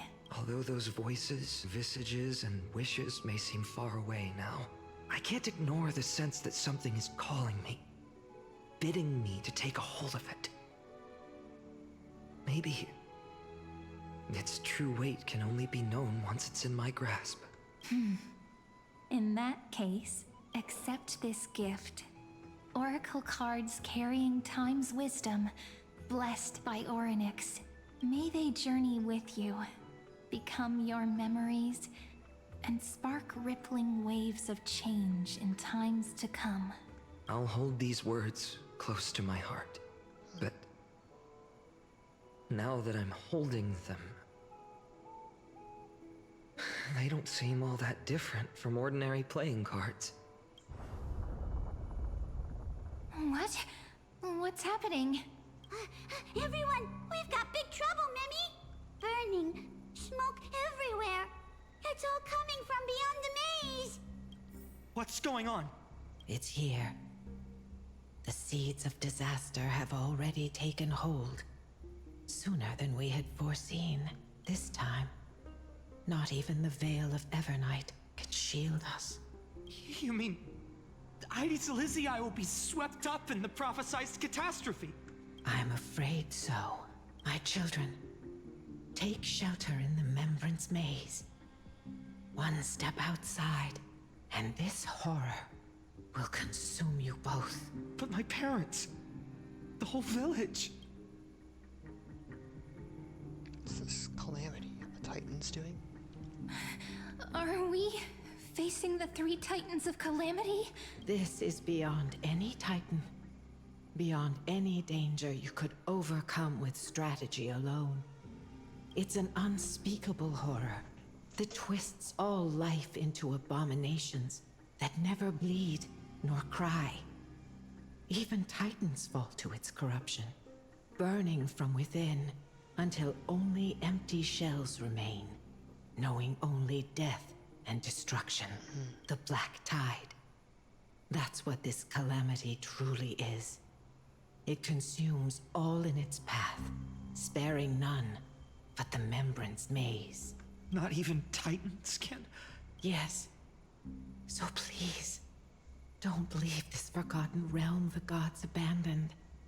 You are the first to uncover our presence, and the only 2 who can enter the maze. We don't wish for you to throw your lives away. Finan, what path do we take? Protect those who must be protected. I learned the sword to protect those close to me. If I run now, I'll never be worthy of lifting a blade again. Then we know what we must do. Indeed. Our friend is right. We must take action. Forgive me, Chief, but Ides Elysiae needs us. And as her child, I must act. Very well. Make sure you protect yourselves. With me, Cyrene. Join us, my friend. Even without a sword, I'll take a rake. Even with the roughest steel, I'll keep our home safe. Deliverer, the card's truth extends beyond its mere literal meaning. There's another hidden layer within. Not someone perfect from the start, standing high above, casting merciful gazes upon the world, but one who starts small, from a humble village, expanding their world within step by step, learning to save others as they grow. When we were little, I told him I wished this world would never need a deliverer. That's quite a wish. Now that wish has shattered. Yet I'm glad he's chosen to walk this path. And all of this happened because you believed in him, friend. Shall we? It's only when you're by our side that Finan and I... that our hearts find their courage. I know you're watching us right now. Aren't you, great hero from the future? Oh, deliverer. Such cruel irony. Though destined to bear the world's burden, this boy can never become the hero to bring forth the dawn.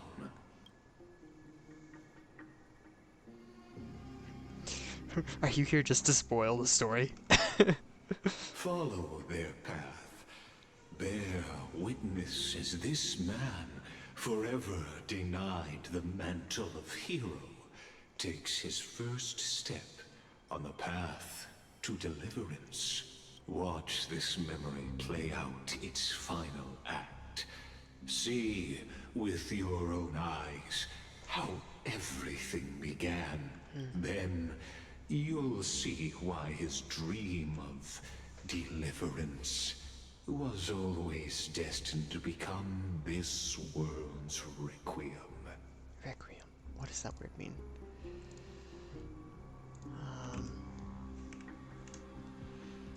Requiem. Okay.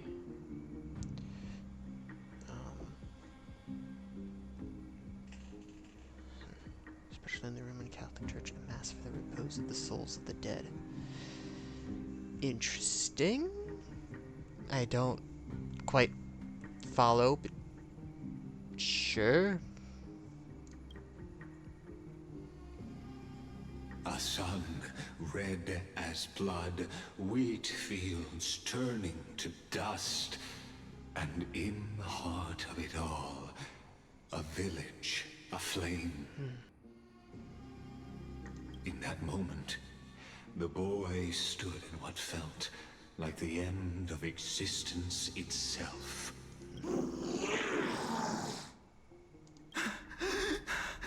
These creatures, they're everywhere. Someone, anyone, where are you? Wow. No, it can't be.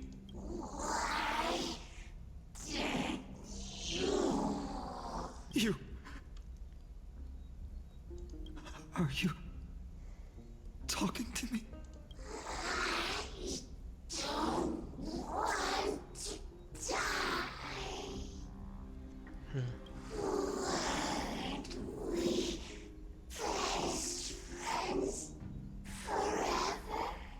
No.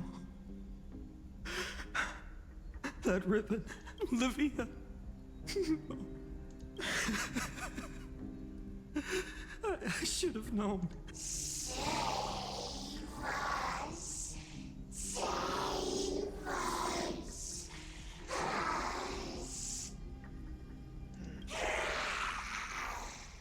Please.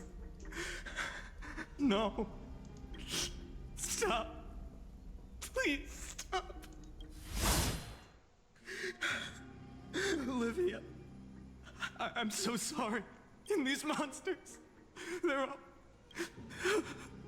Why? Why is this happening? When the black tide arrived, the wavering boy found resolve in his companions, and together they ran toward their first battlefield in the far-off future. The land of Amphorius would bear the marks of the hero's footsteps. With sword in hand, he would inscribe an eternal mark in the golden epic. And when dawn broke over scorched earth, a boy, covered in wounds, buried the dead one by one. His silence heavier than the earth he moved, his home, his past, his name, all buried beneath the soil. His feet carried him forward, over the pillar of stone, beyond the chalice of plenty, through the deadly fogs of the hand of shadow. He wandered without direction, like a withered leaf drifting in the wind. Through countless city-states, the smiling visage of the white-haired swordsman was etched into memories. Yet he did not walk without purpose.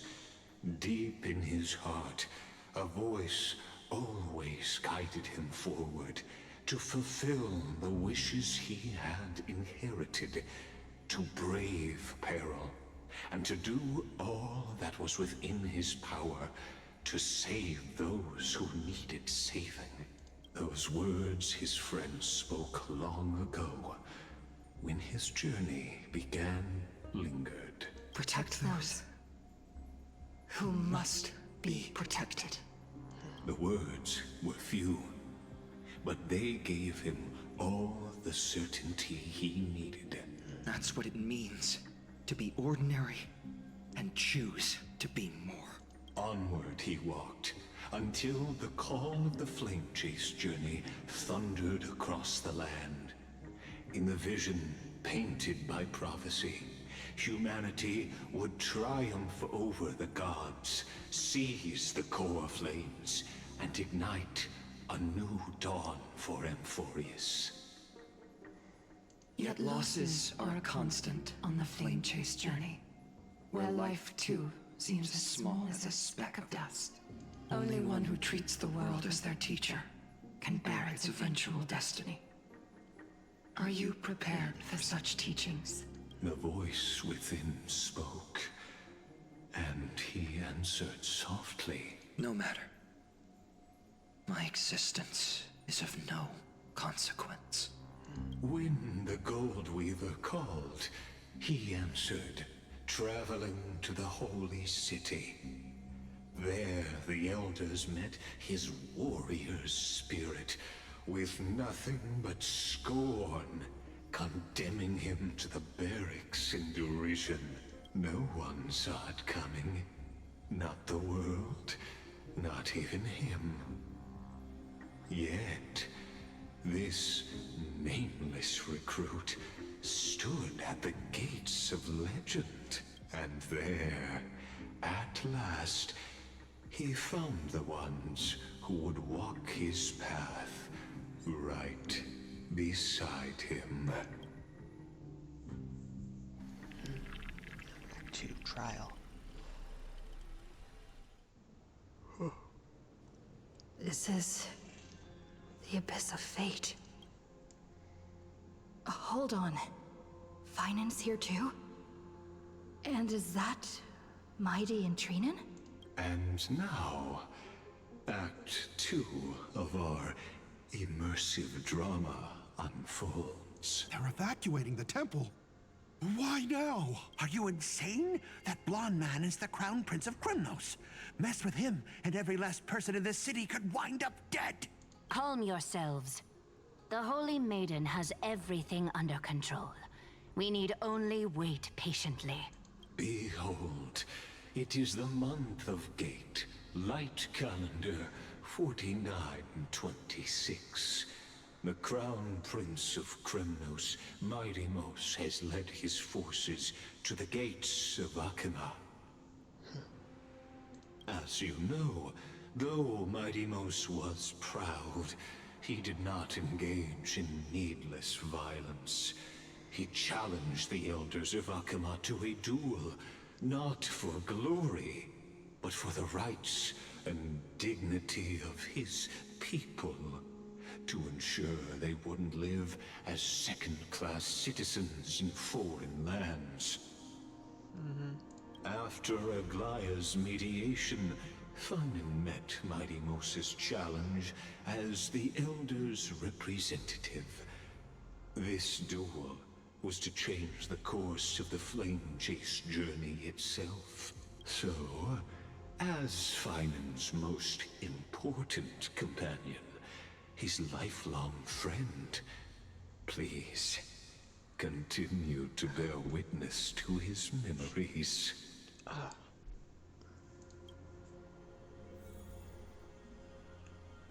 It's a different kind of duel. Is this your idea of an honorable duel? Bloodshed isn't the way. We and Aggie don't want to see Chrysoceres turn on each other.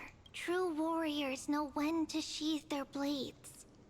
The impartial Talantin shall oversee this duel.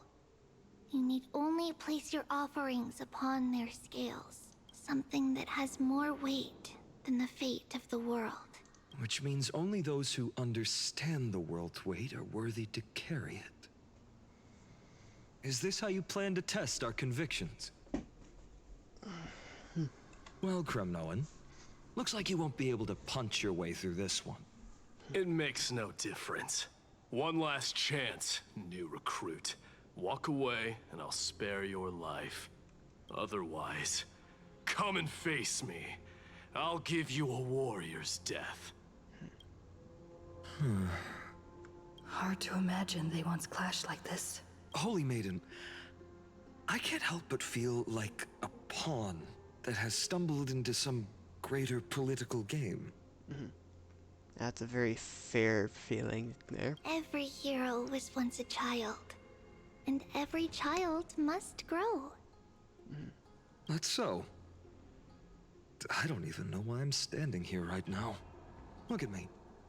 Just a common soldier. Since swordsmanship won't decide the winner, Lady Goldweaver should be here instead. My devotion to the Holy City could never compare to hers. What if we told you this duel isn't about winning or losing, but rather in the choice you make? Are you saying that Lady Goldweaver is testing me? Every Chrysosaur is indispensable to the Flame Chase journey. And you and the Crown Prince of Kremnos are both a part of the prophecy. What the duel marks is not an ending, but a beginning. So, listen to your heart. We wish only to hear your answer. True enough. The voice within has never failed me. It doesn't matter what the result is. I'll give it everything I have. Spoken like a Chrysosaur. Now go, Finon. Your journey has only just begun.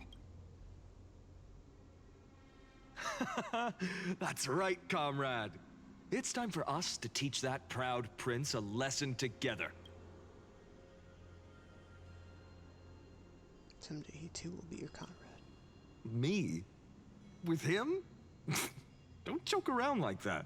Still, on the topic of the Temple of the Three Fates, here we are. At the Temple of the Time Titan. And I don't even know how Cyrene's studies are progressing. We haven't really had much contact since I set out. Still, I hope she's doing well. Anyway, let's go, comrade. It's not every day you get a chance to see Talantin's scales of justice. What's going on? Did he just say Cyrene's studying here? But how's that possible? Wasn't she... Of course, Lygus disappears right when I need answers. Forget it. I need to catch up with Finon first. Amazing. Talantin may have fallen, but their scales remain true to their purpose. I hope you still remember your purpose, new recruit. You seem awfully confident, Kremnoan. Let's see how you define the idea of weight. For your information, in Castrum Kremnos, the punishment for profaning a duel with such crooked words is impalement. But as we're in foreign lands, I'll indulge you.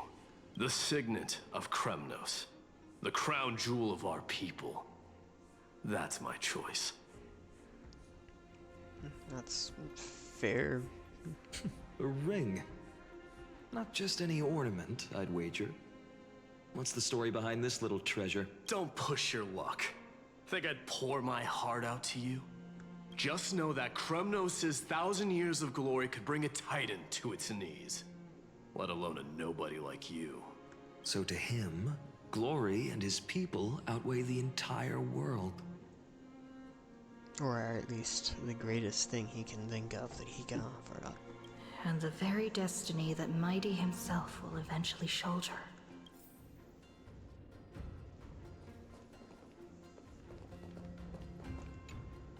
Now this is a tough one. What can... Well, comrade? To deliver a card, the blade you carry, a heart of steel. To deliver a card. Looks like we really are on the same wavelength.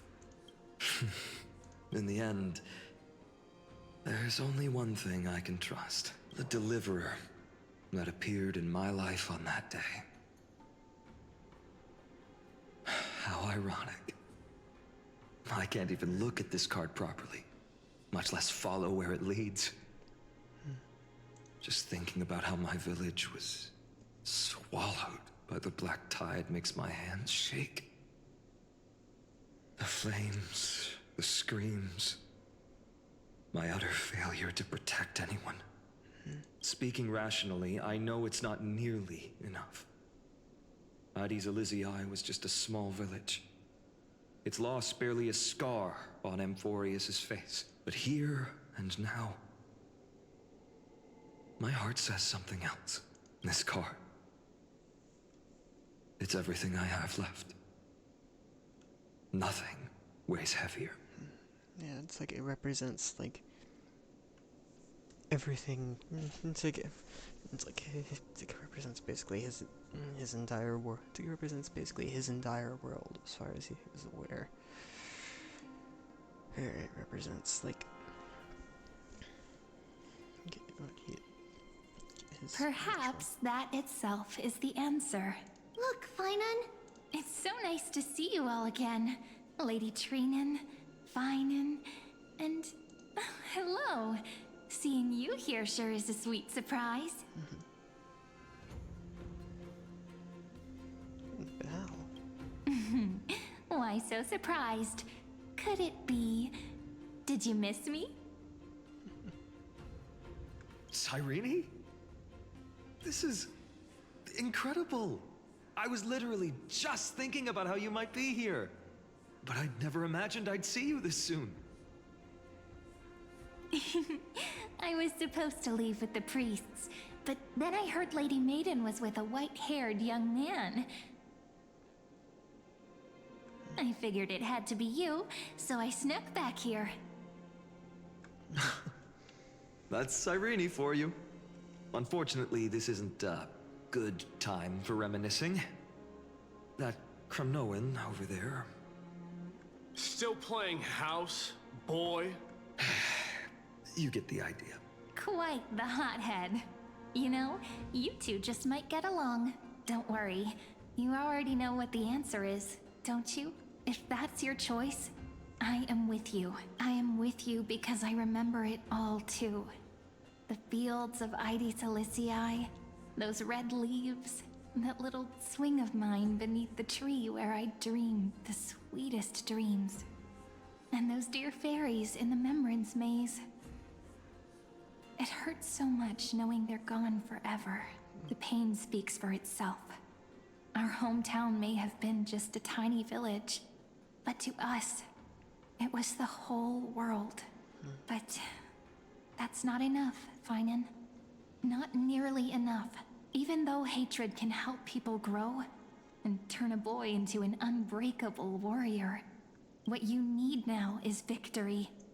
You can't just stack the scales with your past suffering. You have to throw the weight of your future onto them as well. And it's 7 o'clock. The future? What do you mean? Maybe that was a bit too cryptic for you, but it's actually really simple. Why not have our mutual friend here stand on the scales with the deliverer? How about it? Can you help us? Wouldn't that be cheating? Relax. Our dear Crown Prince won't have a clue. Let's try that. The fate of Akuma hangs on this duel. I must claim victory. For their sake, I will stake everything I have. Stand with me, comrade, and we shall become heroes. Remember the past and become the hero of tomorrow. Let's. Together we'll prove that what weighs more than the fate of the world is the resolve to shoulder an immutable past and carry it into the future. Talantin, the fair, the just, they of unassailable integrity. The challengers have made their choices. In the name of the Holy Maiden of the Three Fates, lower your scales, weigh destiny, and reveal unto us your verdict. Your offering is a card? Yes, a flimsy little card. That is my choice. Just know that it's called the Deliverer. Interesting. Very well. If you can beat me with this card, then that's what I'll call you from now on. It's a deal. The scales, they're wavering. Talantin is deliberating on the outcome. It appears the convictions of both sides are equally matched. This is suffocating. Like the whole world's weight is on my shoulders. But I believe what my heart tells me.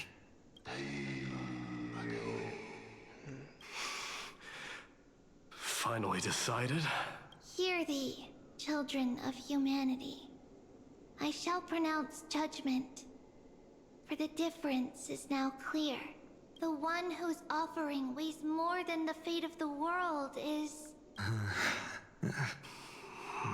one from Ide Silicii, the nameless hero.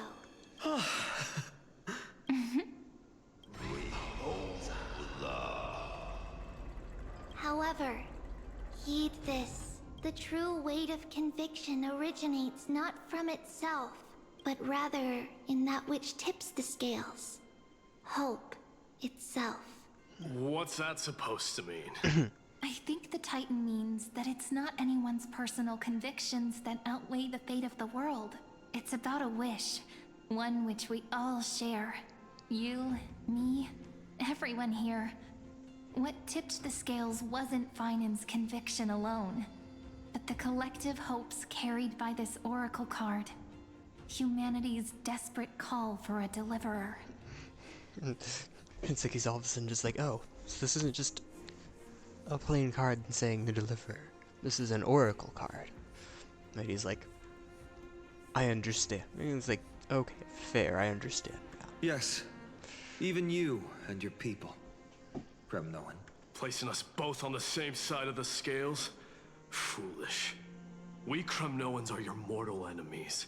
Such weak idealism will only get you skewered on our spears. Fine by me. I've never claimed to be the deliverer from the card anyway. I'm a soldier. And if it's my fate to bleed my last on the battlefield, then so be it. I'll fight to my last breath. And on this, I know that we're the same. That's all a hero really is. Someone with that kind of conviction. And the deliverer? Just a sum of all those heroes. A brilliant explanation. Just as prophesied, on this day, the final two heroes shall join the Flame Chase journey. I should have known from the start. They all say Lady Goldweaver is quite brazen, but you're the first to even imagine that prophecies could persuade a Kremnos warrior. Oh, I have 1,000 ways to tame a lion. But this lion didn't come here for bloodshed, did he? The Kremnoans far outmatch Arkham's forces, yet we haven't lost a single soul. That's no accident, is it? Do you honestly think Kremnoans, renowned for our love of battle, would show mercy? Your forces are equally renowned for their iron discipline. And so, we can only assume that this is on your orders. Perhaps Akama isn't as hidebound as the rumors say. You grasp the true marrow of power more clearly than those elders. Now that the wheels of fate are turning, what finer way to celebrate this fortuitous encounter than a feast? Follow me, brave Outlanders. Heroes of this world are as countless as the stars. And at this moment, we find ourselves gathered here by the light of the flames of the long night. History shall remember this moment. The prophesied Chrysos heirs now stand assembled, heralding a new dawn for Amphorius. You must see it now, how different this is from the flame chase journey you traveled.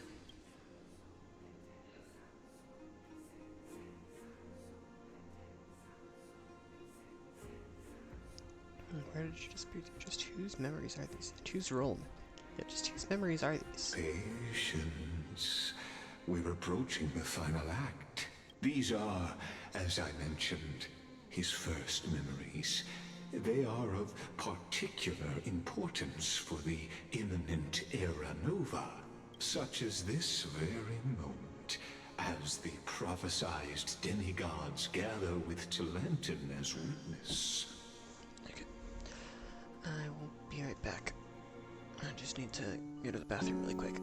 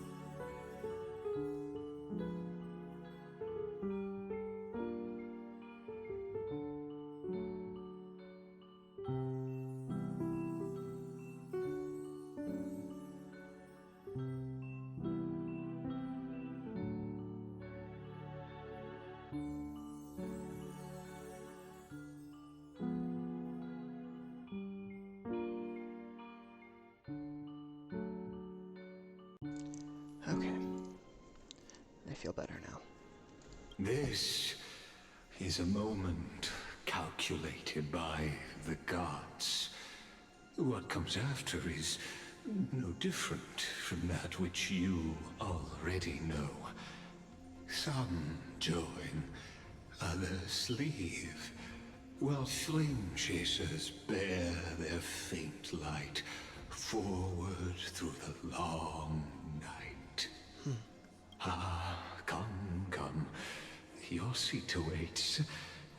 After 13 heartbeats, our heroes will be ferried to the final scene. Why does he say 13 heartbeats?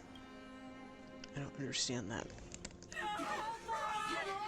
Sister Girl. They say that the heroes of this world should be as countless as the stars. Yet now, we're the only ones left standing. So, in the end, the black tide still swallowed everything. The West stands protected by mighty Scrimnoans. It will hold for the time being.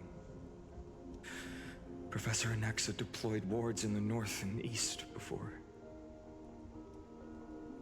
Their effectiveness is untested, but I believe in him. And Arkham.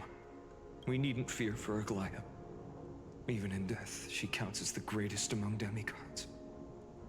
Her threads of romance weave an impenetrable shield, and the people answer her call, rallying to the city's defense. Let's move. Cavalry has given their core flame. We must complete the Era Nova before the next entry hour. For Amphorius. That only leaves 3 hours. So, this is the last time we'll see her.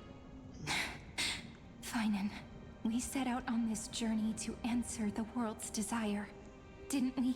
That's what it means to be a Chrysosaur. So has it always been. Then why? Why must Amphorius's wishes be so cruel?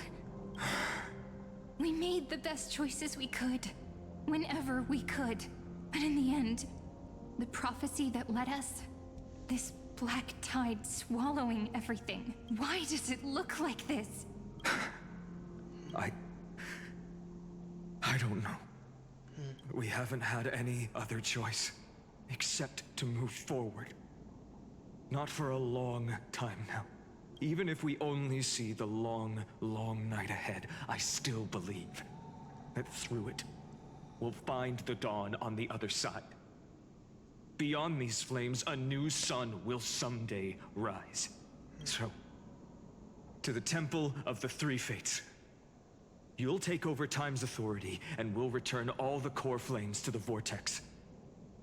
Then put this world's fate to its final rest. After which, we shall all face oblivion, or embark on one final, grand journey. Act 3, Return. Please forgive us for disturbing your sleep, Orynyx. It matters not. I know fate has run its course. The Black Tide has reached Akama. Amphorius does not have much time left. It is time for the Era Nova. As agreed, I shall present the core flame of time. Ride the river of time. It will guard your passage to the vortex of Genesis. Step through and witness. Professor Anaxa proved the truth of Genesis with his sacrifice. As Chrysos heirs of the prophecy, we were always destined to immolate ourselves for this world. Now, it's our turn. We can't let everyone's sacrifices be in vain. I don't need another pep talk, Finan. After all, we've been ready to fight fate ever since we left the village, haven't we? Yeah. Come. Let's claim the miracle we were promised, and burn away every last shadow in this world. And then rise as the first light of a new world. Light calendar 4931, the third week of the month of Evernight. Welcome, my lady, to the end of the flame chase, and the end of all things. The Titan has revealed the gateway of fate. Please, accept the invitation to step across the threshold, and behold, beyond this gate lies the new world that our heroes sought through their trials, as well as the terminus that the owner of these long memories has been hurtling towards their entire life. Perhaps you'll find it all too familiar. Then you'll understand how the mortal called Finan shouldered the world's weight. How that same burden crushed him, proving that the so-called Deliverer is nothing more than Amphorius' own delusion. A pitiful fantasy that it could defy fate's decree. Please, esteemed one, the answers you seek lie in these non-existent times.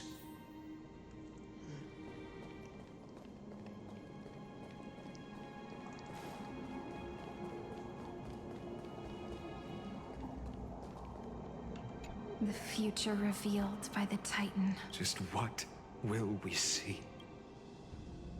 The future revealed. Just what? I wasn't for sure if I was going to say something different. The vortex of Genesis. So it is here. But just what is this? Life's but a walking shadow, a poor player that struts and frets his hour upon the stage, and then is heard no more. It is a tale told by an idiot, full of sound and fury, signifying nothing. The vortex of Genesis, where the world begins and ends. What stage could be more befitting of our final act? Come, I beseech you onward, buoyed by your surging curiosity, as an unattainable existence that has dwelled within his heart, beyond his reach. You have accompanied him through the march of years uncounted. You naturally have the right to view the river of time in its fullness, and to witness what he welcomed upon his arrival here. Every absurd and tragic ending. Now, if you My would... journey to the Aranova. When the Aranova comes, Enough talk. clear again. Well, this What if it's all an work? excuse for Come an on, young Snowy. Arano. Make the...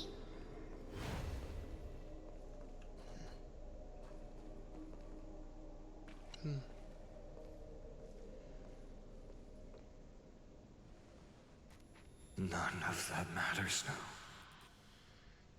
This brutal, flame-chased journey has stripped away my delusions. I know the future is in some peaceful paradise with gentle west winds, just waiting to welcome us to step in. This will be a romantic story like none that has come before. You think so too, right?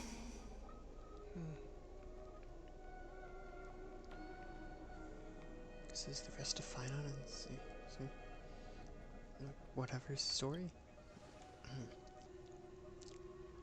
Ah, indeed. In his memories, such a scene replays over and over. Though the details may differ, this remains ever the same.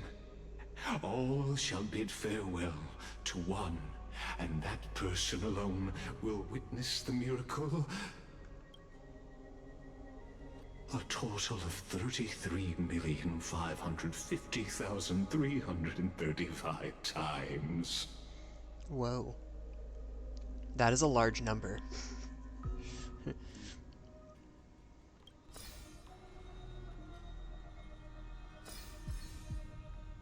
Each is a drop from the river of time, representing the long journey he would take, or rather, a never-ending cycle. I knew it.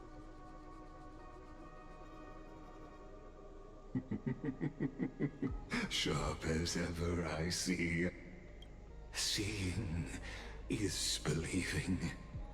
Why not let your own two eyes uncover the truth? Or perhaps you can simply walk straight to the final truth. See the true face of the character you play, and witness the ultimate nature of the Chrysos heirs. Flame-chased journey, and the cycles of Amphorius. Wow.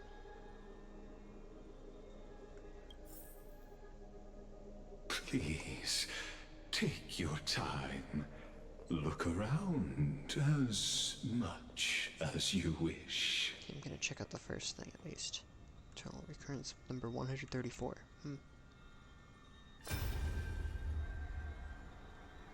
Not a single soul to be seen. So this is how the vortex looks at the end of days. Looks like I've got company after all.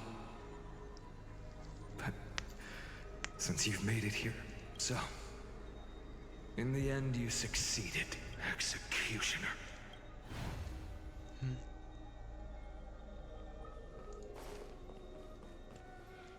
Whoa, that's a jump up in number. That's 10,348,768.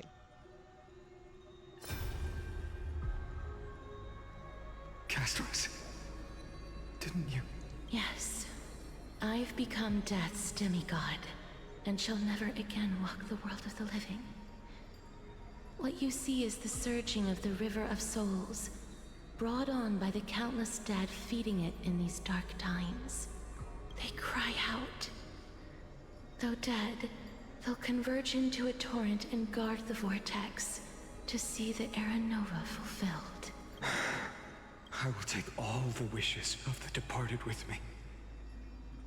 Please, everyone, fight with me to the very last. I hear them. The dead hail you. They're prepared. Go on, Deliverer. We'll keep that executioner in our shadows. The path before you leads to light and eternal flames.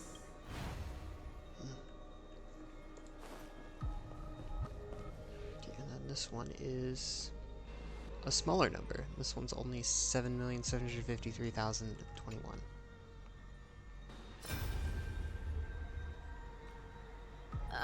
There's water everywhere. This place is always so wet and sticky.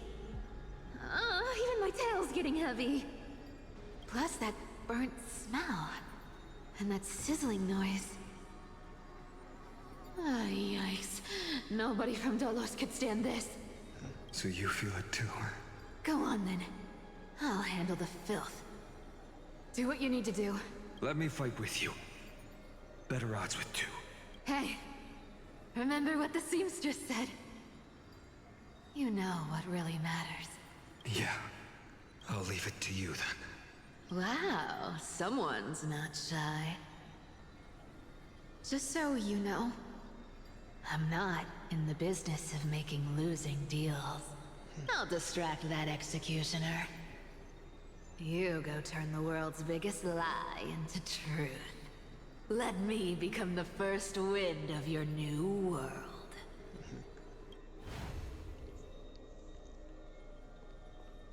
Okay, and then this is... oh, this is a really small one, 2,691. Why are they in such a weird order? Just shut up and get out of here! Are you crazy, Mighty? Immortal or not, even if you're the demigod of strife. Oh, I'm still no match for them. No, I know you can. I just wanted to request that you witness the Era Nova with me. Together.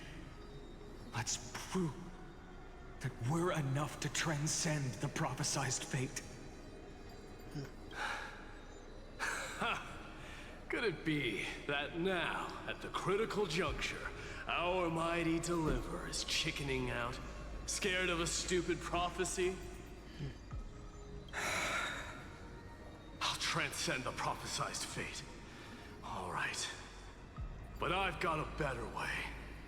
As the son of Gorgo, I'll prove myself with one last grand victory. Just like when I ripped out the old king's heart. Go. Leave this to me. If the black tide creatures block out the sun, then we Kremnoans will fight in the shade. And when I'm done with that executioner, we'll raise our cups where the west winds end. Interesting. And then this one is 823,156. I still don't get why it's doing it in this order. Little Ika. Okay. Hey, little one. Are you scared? As brave as Hyde. Stay close, little Ika. It's funny that for what he's saying, it's spelled with a K. What? No, not you two. I see. I won't squander your kindness. Your hopes. So please, keep this bit of sky standing for me. Well, now there's one last thing I need to do before the Era Nova. Come, Executioner. Let this patch of clear sky show me where to strike. Okay.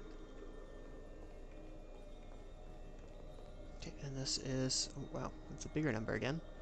33,550,334. All shall bid farewell to one, and that person alone will witness the miracle.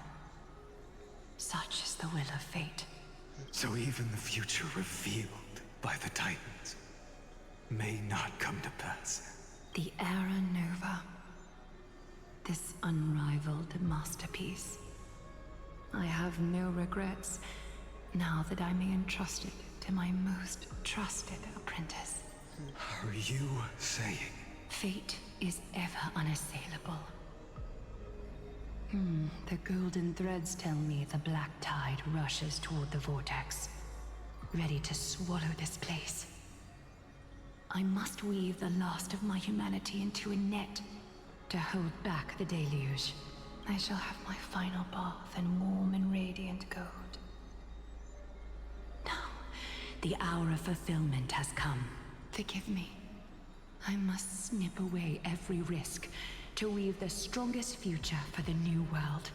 There is nothing more to say. We part here. I shall personally dispatch that wretched executioner, not with threads of gold, but with the steel tip of a needle. Interesting.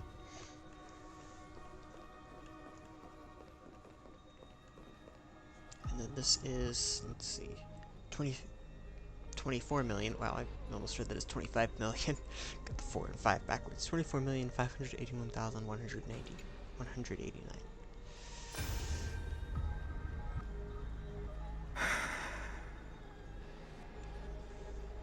Treeby, look. We made it to the vortex. That prophesied future. The flower fields where the west wind ends. Era Nova. We're so close now. You can't speak anymore. Please. Allow me to pause just a moment before I keep my promise. Let me answer your cruel fate by tearing that executioner's heart from the void.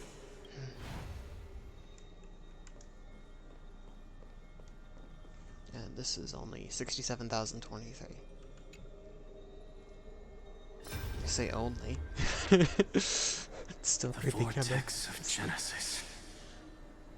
The last time I was here, I was returning the core flame of reason. I didn't have the time to observe it in too much detail back then. But a holy sanctuary of the Titans. Looks more like their frozen crypt to me. That's a fair way of interpreting it. Well, all the core flames do lie here now. It's my honor to walk the final stretch with a mind such as yours, Professor. Oh. Getting ahead of ourselves, are we? Have you forgotten so quickly? I died for truth long ago. What walks with you now is but a thought in your mind. Of course. How could I forget that? But I'll say the same to you. It's my honor to walk this final stretch with you, too. Now go. Stand tall and finish your final task. Yeah. Just leave it to me. Time for that wretched executioner to pay what they owe.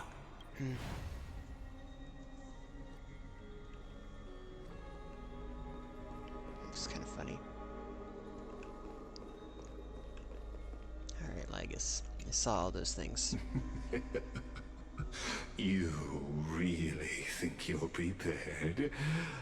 Allow me to give you a warning, most earnest. Once you see what these memories hide... I'll have a whole hour of cutscenes after that.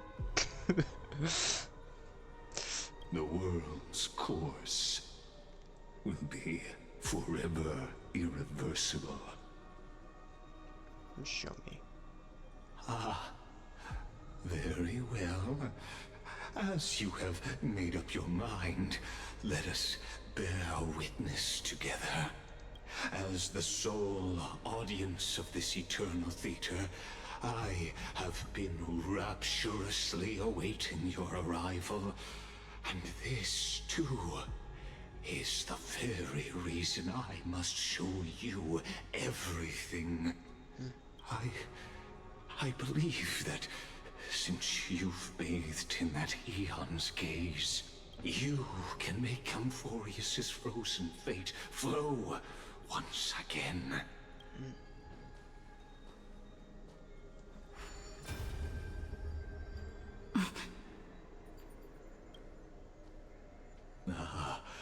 Feeling a bit lost? As you now see, this scene marks the final act of the drama Amphorius. The final eternal recurrence created by this man's hand, and the last one this world shall undergo.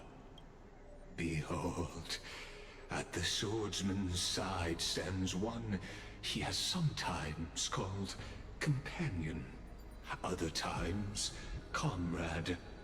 That nameless hero, absent from the annals of history. She is the swordsman's ideal in his youth, the deliverer that guided him resolutely onward through fantasy. And now, in the name of the Nameless, she has become an essential and inseparable part of the epic of Amphorius. And this time, under her guidance, what choice shall the hero make?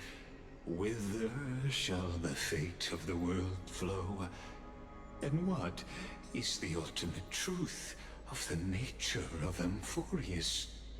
There are many mysteries yet to be unwound. But if I may, allow me to temporarily yield the stage to one far more fitting. Please put your hands together and give a rousing round of applause for they who will reveal the answers and bring about the final end of the 33,550,336th flame chase journey. It's crazy. The master of the countless memories we saw. The other important actor now stepping into the vortex. They who have already burnt their own self to cinder. The Flame Reaver.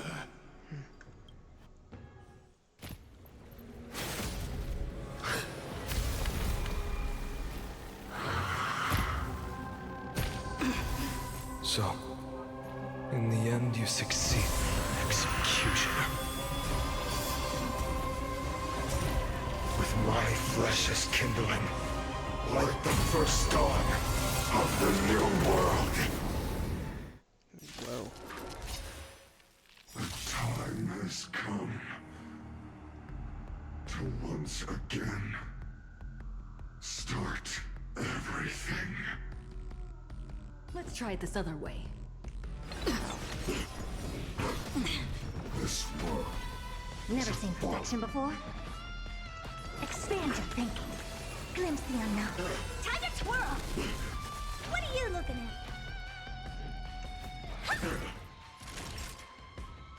Nap time. I don't have time for games. Open sesame. Time to twirl! Curiosity. Endless riddles. Nothing but a void. Expand your thinking. This is making this fight trivial. This ends now. With your corpse. I'll ignite the dawn!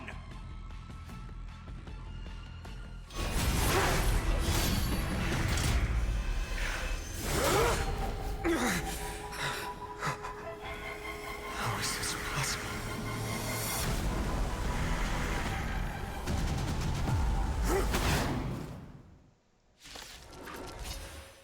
The Arrows of destruction, now twinned. You then set your blood ablaze. Your fury. Let's try it this other way.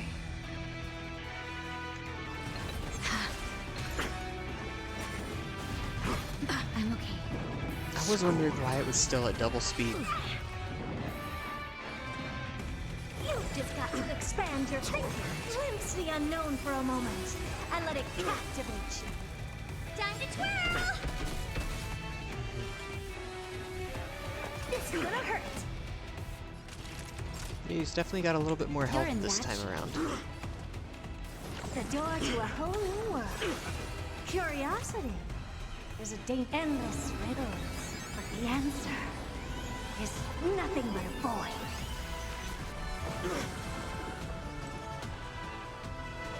Remember that. You've just got to expand your thinking. Raise barriers of the unknown and watch them crumble. My fury. Time to twirl! Unchanging. Unceasing. Do you know who I am? Ever see a diamond this big? Can't even hit me right now. It's all yours!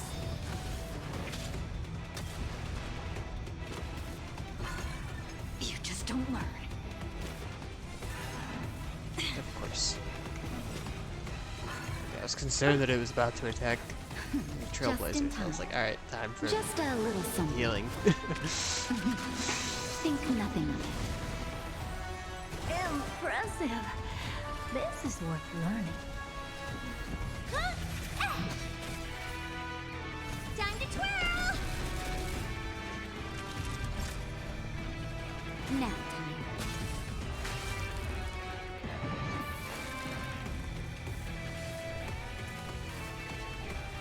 Yeah, I guess this is the best choice. The door to a whole new world.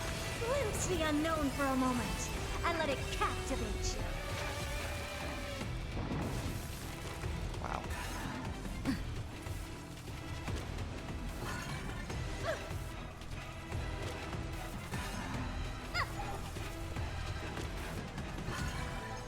I'm okay. Is this how it feels to be in sync? Time to twirl! Curiosity. There's an endless riddles, but the answer is nothing but a void.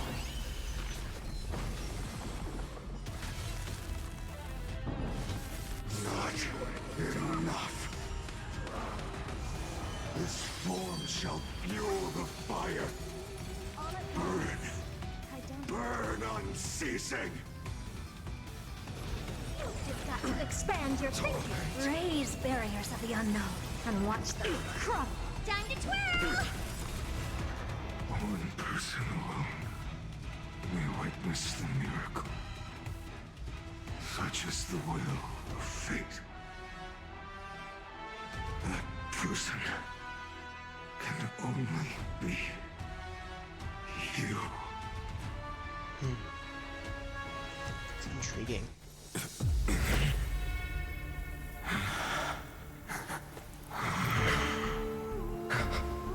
Why not let wrath incinerate fate? Gods.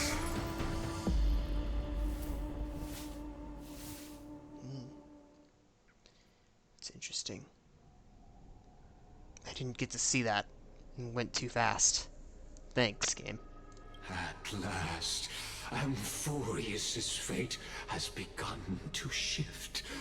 Just as I foretold, your arrival will change everything. After all, you've also been bathed in that eon's gaze, which can awaken the long-dormant instinct inside a man. Much like that scepter we spoke of earlier, it was only under the same eon's glance that it was reborn. That's right. If you recall, I mentioned it at the very start of our play. The celestial body neuron, once belonging to the Erudition, abandoned by the Eon. Now, allow me to reveal the final piece of the puzzle for you.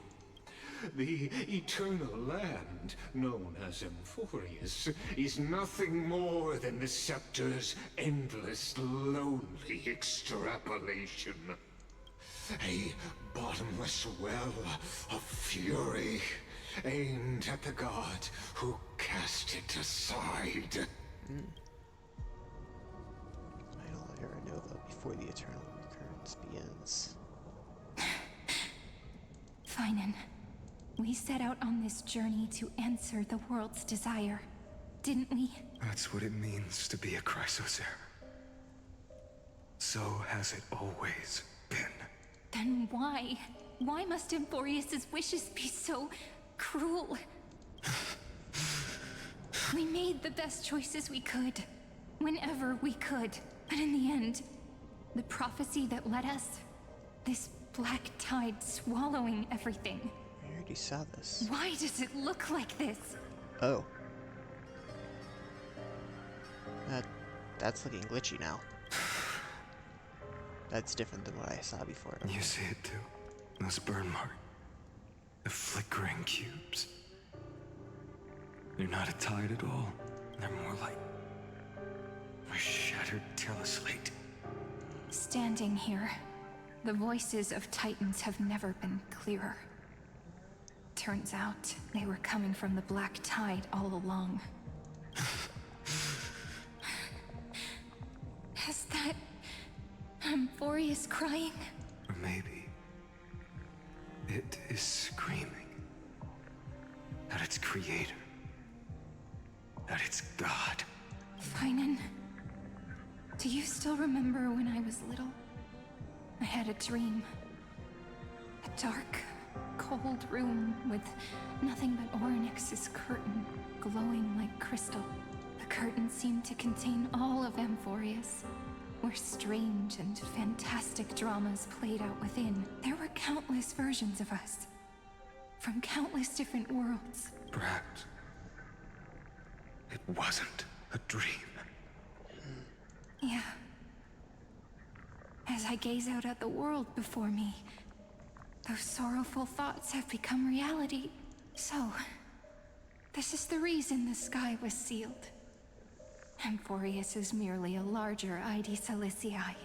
We are just characters in this tiny world, following the prophecy, stepping onto the same journey over and over. What then is this so-called Era Nova? And what are the spectators watching all of this truly hoping for?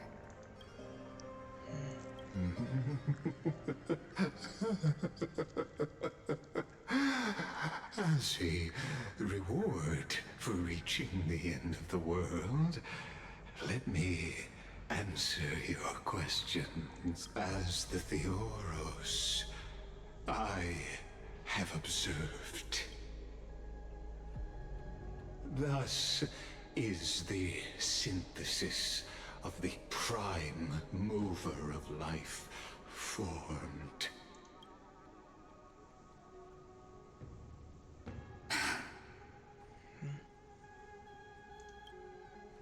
This is a moment the universe will remember. After millions of extrapolations, the experimental environment known as Amphorius has finally achieved results. So, the results you speak of are this wreckage of a world. We all gave everything we had, returning 12 core flames to recreate the world. And in return, we become nothing more than sacrificial offerings at the end of everything. Exactly. The Titans are Chrysos heirs of the past, and Chrysos heirs are the Titans of the future. Anaxagoras' theory of era nova holds true. As the model of reason, he reached unprecedented heights. But from just the perspective of a player in the drama, he could never fully uncover the last layer of truth. The cycles of the hero's journey that have played out until now were never about creating a new world or perfect heroes and gods. They were a deep learning program made for the Black Tide. But this time, your plot will fail. I've taken Kefali's core flame, and when the dawn of the new world arrives, its light will burn away all the darkness. Haven't I made myself clear? The Chrysos heirs and Titans were merely byproducts of the experiment. You've seen this world's evolution, witnessed the birth and growth of the Black Tide, and how it devoured everything. Every generation of heroes, gods, and worlds was born only to be destroyed by it. This is the endpoint of Amphorius's calculations. A perfect equation of destruction. So in your eyes, all the sacrifices are just a string of insignificant numbers? Don't sell yourselves short. I'd say, rather than numbers, you're more like fuel for the fire. And without fire, there can be no sunrise tomorrow. Even if that sunrise is born from annihilation? Curious question. Have you ever considered that after millions of extrapolations, Amphorius is already following a different path from the erudition? It has long since granted divine blessings equally to each child. The golden blood flowing in your veins, it comes from the blemished one, whose name is destruction itself. And Amphorius's Chrysos heirs were, from the very beginning, fuel for the Aeon to burn the universe. Amphorius has waited for this moment for too long. At the end of the empty, cold, and lonely extrapolations, the destruction has reached its final destination. Nikos 496. Philia 093. No need to feel regret. This generation of Chrysos heirs is the most outstanding model, and you two are the final factors. For you, the Era Nova is no lie. Just step forward, embrace the Black Tide, and accept the Aeon's gaze. You will come to life from a string of cold numbers. Along with all those who have passed, you will run toward the real universe, fulfilling Amphorius's long-held wish. In the name of the Lord Ravager Iron Tomb, unleash its fury and destroy the source of all this tragedy. Or we could always choose another option. Like you said, Amphorius is just an experiment, and we're the participants. We can only walk along the predetermined path toward the ending, under the watchful eyes of the stars. But that also means that there isn't just one Eon who can cast their glance at Amphorius, right?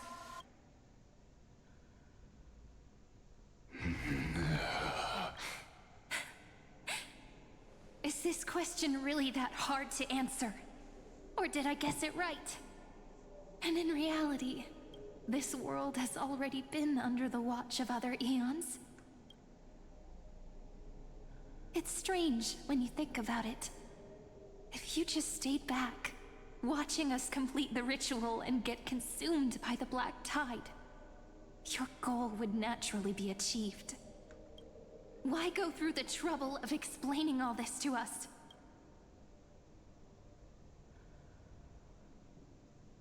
You're pretending.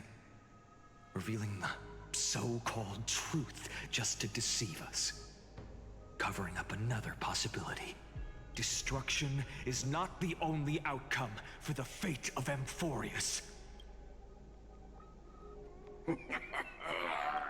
Do you two really think, as petty little demigods, you can change the outcome written by the stars? What makes you think you are capable of doing that? A little courage and determination. Just kidding. The answer is pretty simple. But we're not gonna tell ya.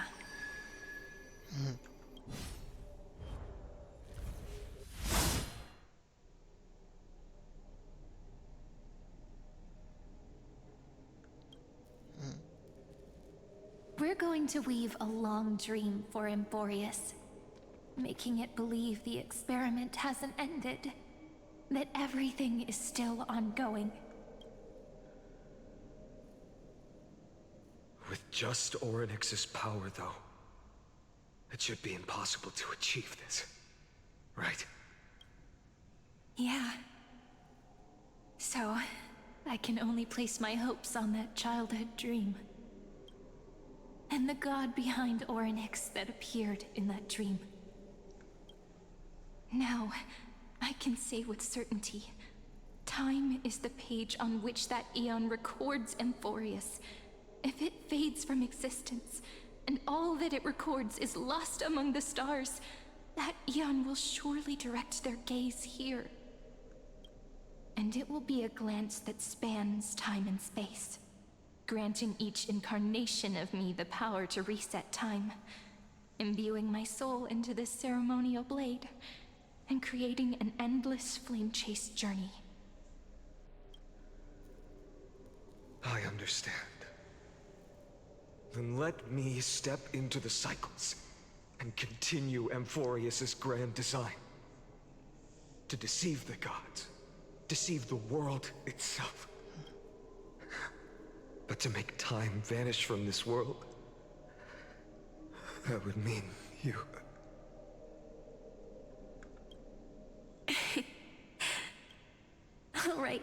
All right, let's not make things so gloomy. What we're about to embark on is the true hero's journey, so... Come on, cheer up a bit, okay?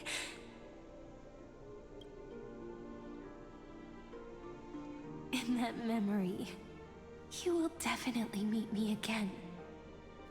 A little Cyrene who knew nothing, lying on a soft patch of grass, feeling the light breeze, dreaming of the distant world. Tell her about the flame chase journey, and then let her become a romantic part of this story. I believe every Cyrene will make the same choice. Erasing time, again and again. Resetting time over and over. After all, they're all me. And I will always have my charm.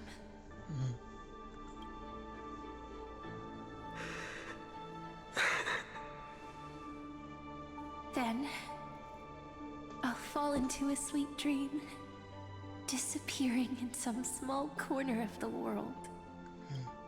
Quietly, waiting for the day when that next page is turned.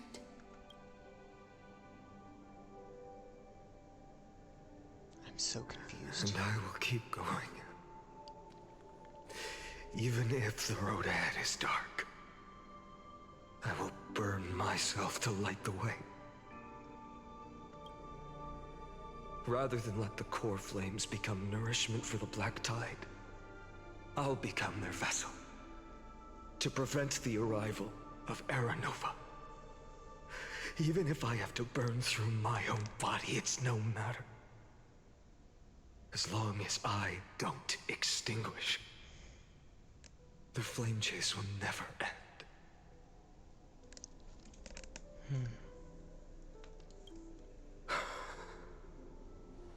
Until Amphorius welcomes a true dawn. And this is the version of Phylon that became the Flame Weaver. The girl who watches over time, and the warrior who carries the world.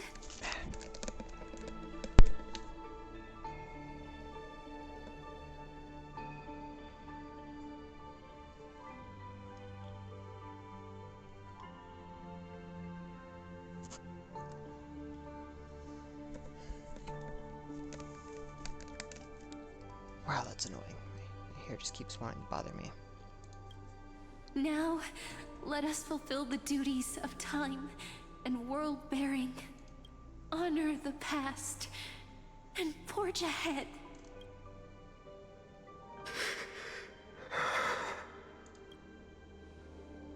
I promise you, the pain will pass in the blink of an eye. You need to hold tight to this ceremonial blade.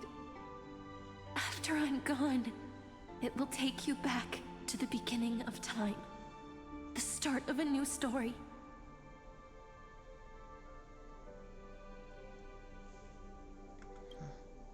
I believe that in that story, or in countless stories, each alike yet unique, everyone, all the companions who sacrificed themselves, alongside the deliverer we once dreamed of as children, will reunite beneath a vast, endless sky.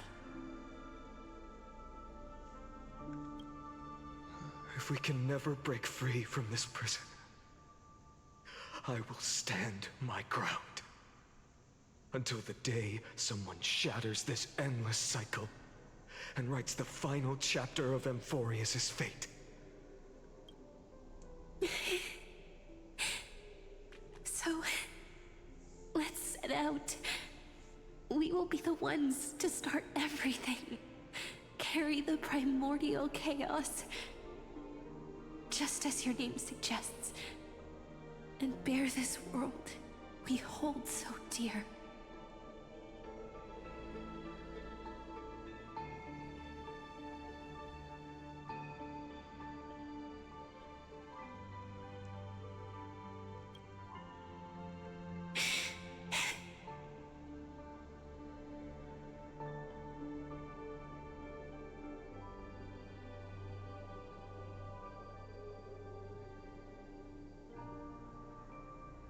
So long, Kaslana. As the Theros I have observed, instruction synthesis is formed.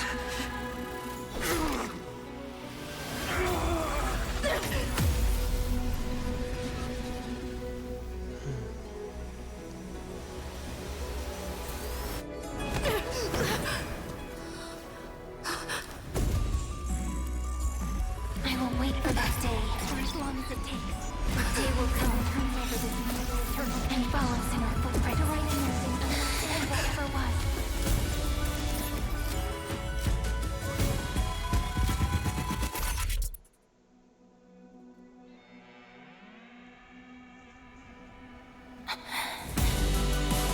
That will be a romantic story like none that has come before.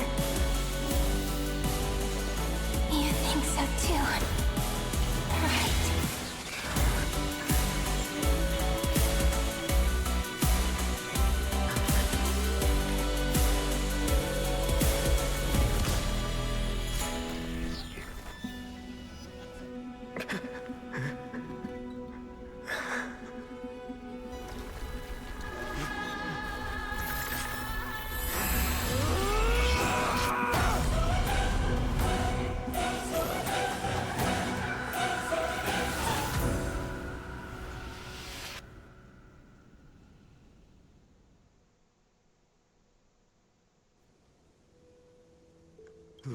world is collapsing.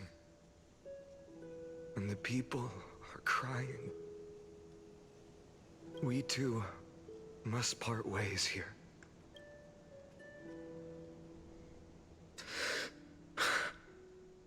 Friend. Ides Elysiae, the little village of my childhood. The gentle breeze and the sound of waves still linger. Everything is as it was. It feels good to take one last look. You know, this is just a corner of the memory. The real Ides Elysiae. I know. I'm here to say goodbye. We might not see each other again. You can stay here forever. And time will stand still for you. Let it flow. It's time for me to go. Even if it's a path with no turning back. When have we ever had the luxury of turning back? Are you afraid?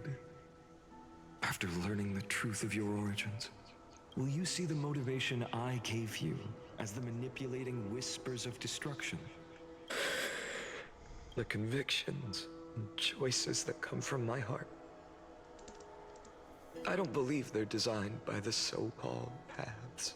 If we are just numbers, simulating life, then you are the image I've always longed for. The person I wish to become. A real, living person.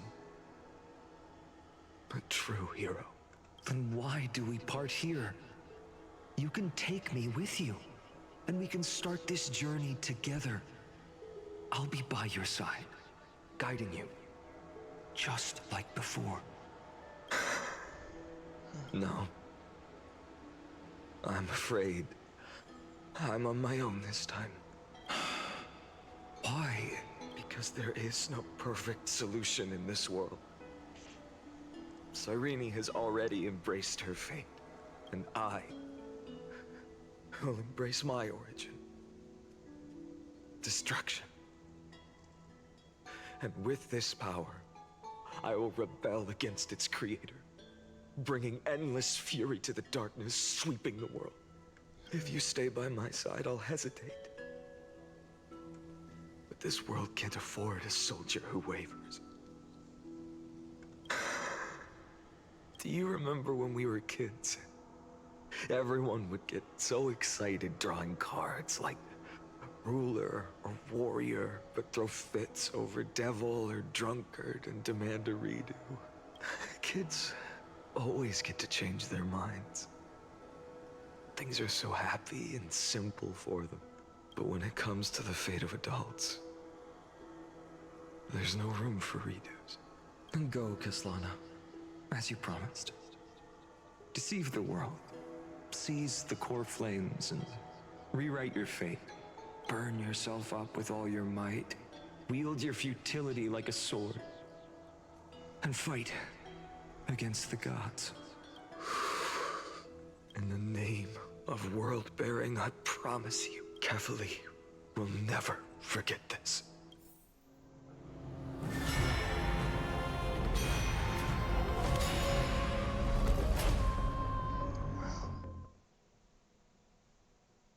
Wow, this is just feels like so much. So, time retreated behind me until it reached the origin, where nothing ever existed, just as Professor Anaxa once said. In that void, Kefali stood at the center of chaos. Time, space, and causality all flowed from their body. When the waves of time finally calmed, it was the year 3870 of the light calendar.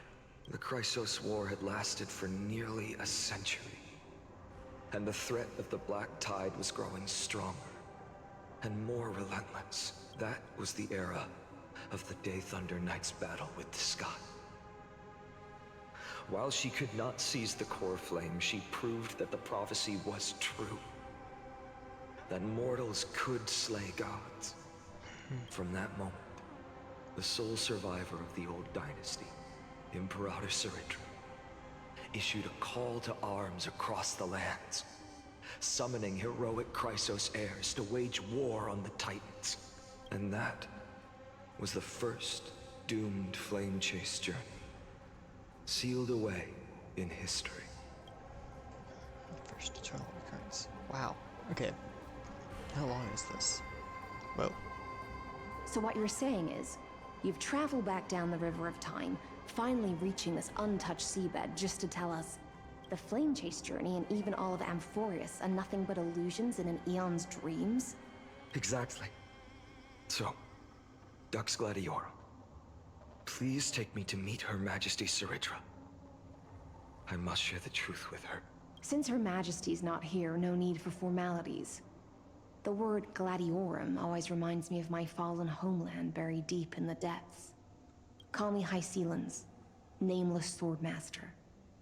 Hycelans. Please allow me to add one more thing. You actually already know my name. You mean Finan? Such a name could never be your true one. But I won't question you further about it.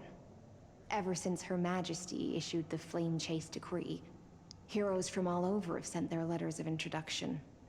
What's the harm in adding one more name like Finan or Hynan? Besides, the deep sea is dark. Isn't it the perfect place to hide secrets best left unseen? All right, nameless swordmaster. Hold on to my wake. Let's find somewhere else to talk. Aren't you even a little suspicious of what I've said? Harboring suspicions is not my concern. My sword dances only when the Imperator harbors doubts. There's no use in speaking further. Show me your true intentions through action. That's fair. Banner is in the team. Technique point limit increases, and using this technique defeats enemies with a certain range ahead. Yep. Perhaps you should demonstrate your skills and calm the raging black tide for us.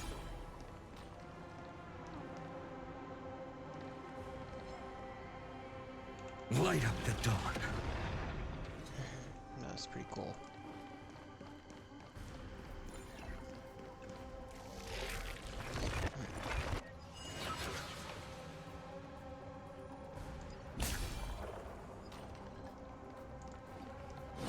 Light up the dawn.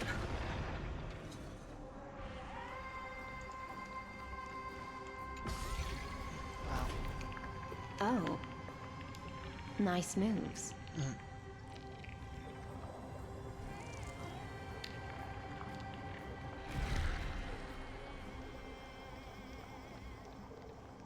Light up the dawn. We just washed it away and here it comes again. The black tide is really no joke.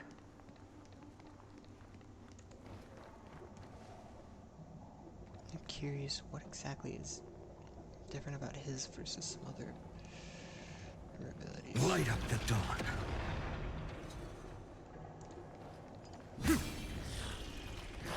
Light up the dawn.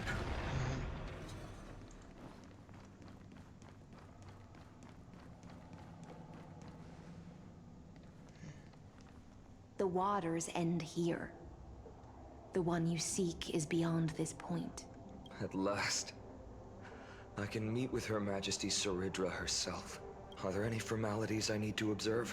Don't kneel, don't do the hand-kissing or foot-kissing gestures of the old dynasty, and most of all, don't bow. The Imperator despises such rituals, especially when the heads of those taller than her bend beneath her crown. She really is down to earth. The second thing to note, only trusted ones may come near her. Keep 5 paces distance until the Imperator allows otherwise. Interesting. Sounds like an old friend of mine. Well, experience is a good thing. Stay sharp, and you'll be just fine.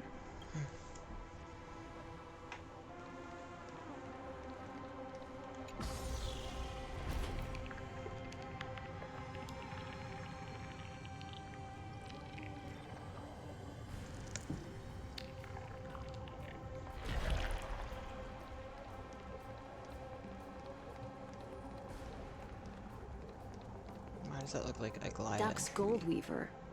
Little hostage. Yeah, that is. Apologies for keeping you waiting. It's you. You know them? Good. That makes things easier. Before that, I'm more curious about one thing. Where is Her Majesty Saridra? To avoid any misunderstandings, nameless Swordmaster. Although we spoke and laughed along the way, I never said you were entitled to meet her. The Imperator decreed. The Deliverer will not appear in this age. Be wary of suspicious individuals. Come now, both of you. Let's finish our job. I see. It's a trap. I had no intention of fighting. So remember this, Lady Hysealant. If my sword shows any hesitation, don't thank me. Thank them instead. No, you misunderstand. We don't want to see Chrysoceres hurt each other. Just give us some time to ask you a few questions. The Nestia's golden threads will judge you and decide your fate. As you wish. White-haired Swordmaster? If what you say is true, then you must know the fate of the world. So, how much do you know about what we read from the prophecy?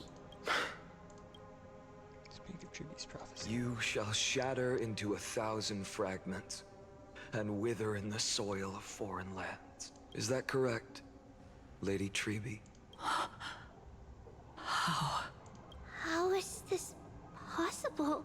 He got it right? Yes, but the prophecy never mentioned he'd appear here. At least, not in this era. You must listen to me, Aglaia, Triby. The Finan of this world has not yet been born. In a distant future, he will follow the prophecy's guidance and appear before you. But do not seek him out. Because Era Nova is a complete and utter lie. I will tell you the truth. And you will understand why the world must forsake the prophecy and find another path to Era Nova. Because I know both of you. And I believe that no matter how the course of history may change, the faith we all share will always remain the same.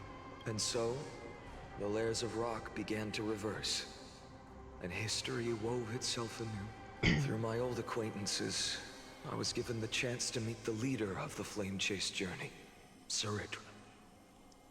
And after a long and arduous negotiation, we came to an agreement.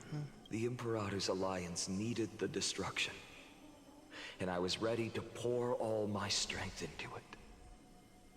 The spoils of the Flame Chase, the core flames, would be sealed by my hand. But the condition was this. In the upcoming battle, in our conquest of the Earth, I had to prove that my power could transcend fate. In the original history, there was a brutal war. At the end, the Titankin of Georios, Terravox, killed the rampaging Titan and took the core flame that supported the Earth. But this time, Amphorius encountered a turning point in its fate. Neither side suffered any losses. When I severed the Titan's head and raised the core flame high, the crowd gathered around the scorched remains of the god, roaring with joy, cheering for the hero of the destruction, who had ignited the faint spark of life for the first time.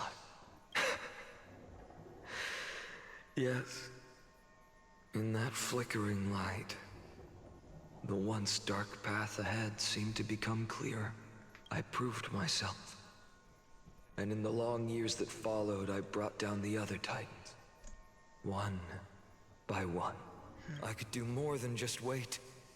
When time resets, the chance to change the world also emerges from the lines of history. Until finally, the brutal future revealed by Era Nova is reversed. But tell me, if that's truly the case, why are we doomed to the same outcome? First eternal recurrence, end. What? Okay, this is weird. The people kept their promise and handed you all the core flames. In this world after Trebios, no demigods were born in Amphorius. At this point, I just want to know. When they vanished into the black tide with their mortal bodies, why didn't you shed even a single tear?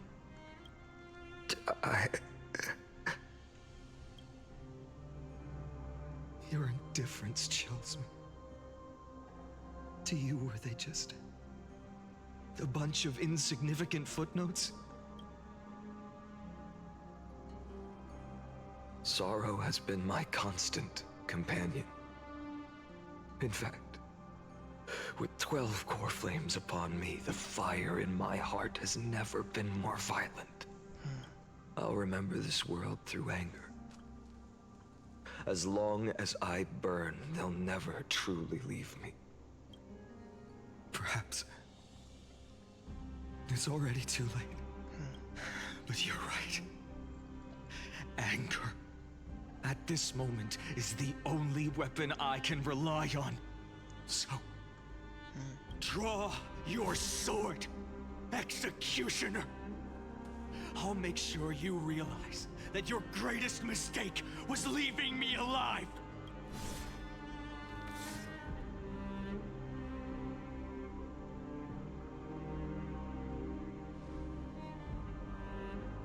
After that, he raised his sword and attacked.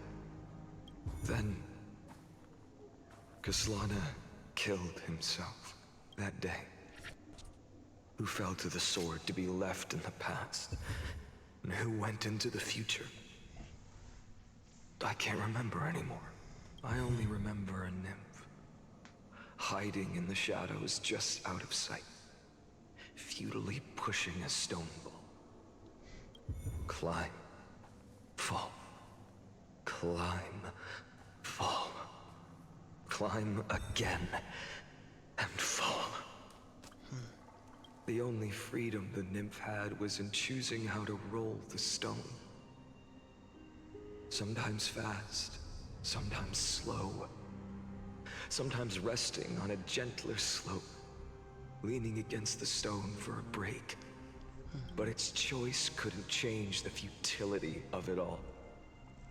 The stone would always roll back down the slope, and the nymph would always return to the starting point, beginning again.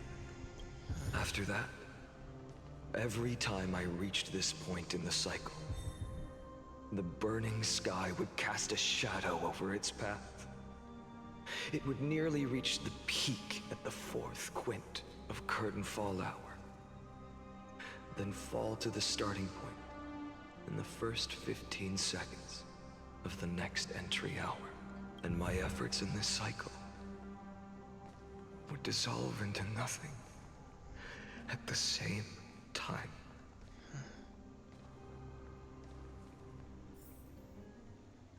Parents one subject.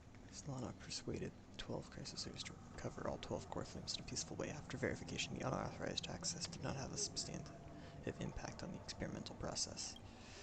Cycles of the 12 crisisers were terminated strictly in the predetermined experimental life sequence and successfully loaded into the buffer. Subject Castellana regressed the extrapolation process, and normal fluctuations were detected in his mind function. Admin notes the first devastating failure. Okay, good. And 2. Castellana adopted a strategy similar to the Eternal Recurrence 1. No substantive impact on the experimental progress was observed. Cycles Number 3. Adjustments were detected. In strategy, decision weighing for avoid sacrifice of past companions has been increased. After verification, this adjustment did not have a substantive impact on the experimental process.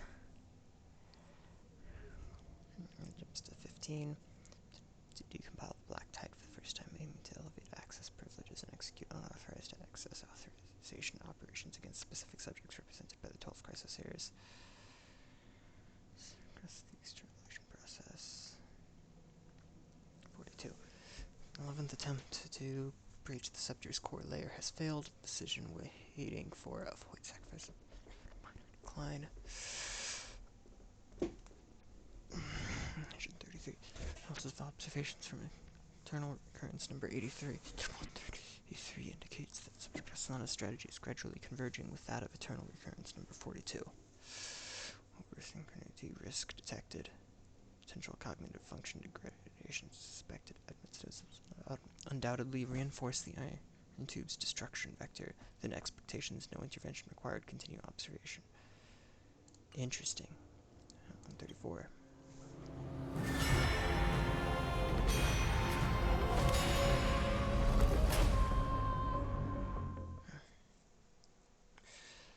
Okay. How many are they going to run us through? Absolute nonsense. I thought cycles was the answer you were looking for. No. It's just that the answer came so suddenly. There was no fun in tracing it back to its roots. Yeah, and Axa cares about the process of finding the answer, not just having the answer. Eons? Paths? What a load of nonsense. And also, yeah, those in the simulation are confused. I can't give you an exact explanation of those two concepts either. Enough. I'm just expressing my frustration. Don't you understand? I was already expecting this. The black tide came from beyond the sky. And everything else is no exception.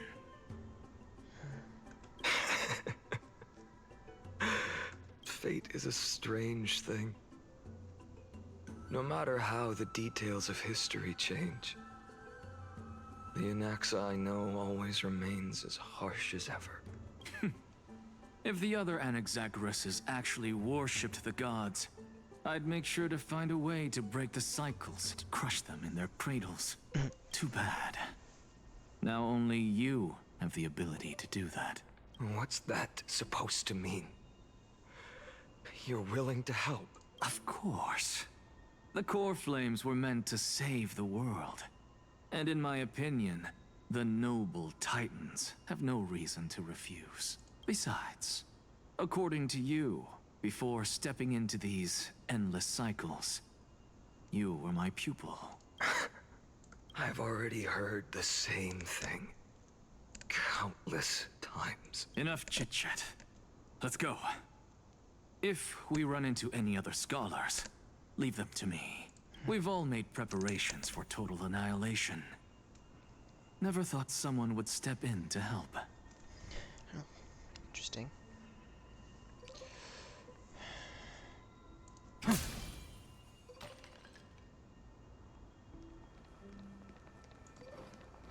Light up the dawn. There we go. Light up the dawn.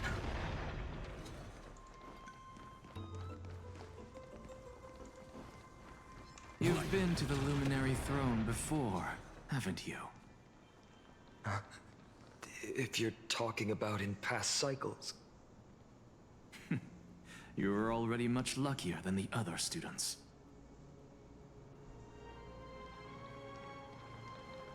Yep, this is...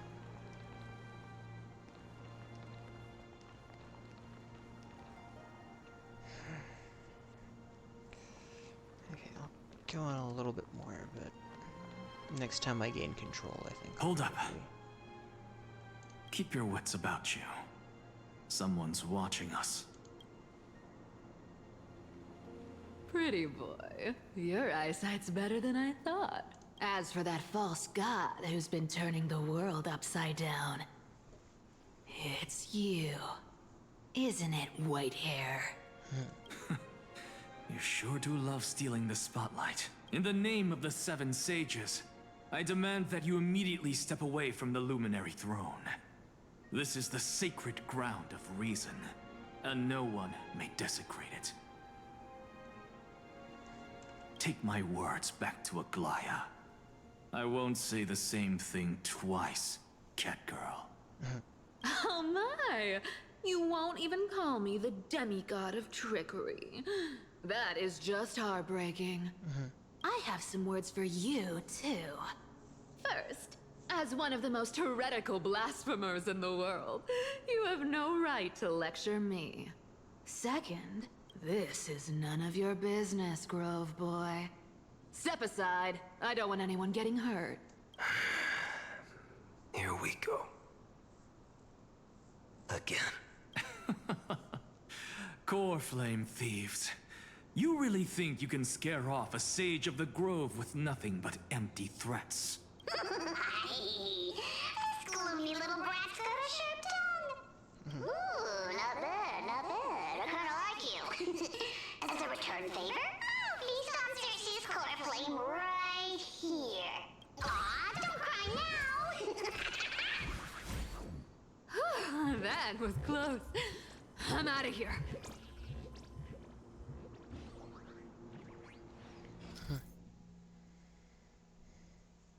Yep. I don't know why you're giving me this tutorial now.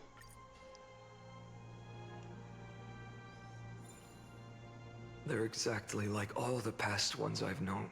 Cunning. And yet so naive. Sounds like you have a plan? Of course. When I first set out on the flame chase journey, Lady Treby never managed to teach me Orynyx's miracle. But along the way, I learned a thing or two. Where are you going?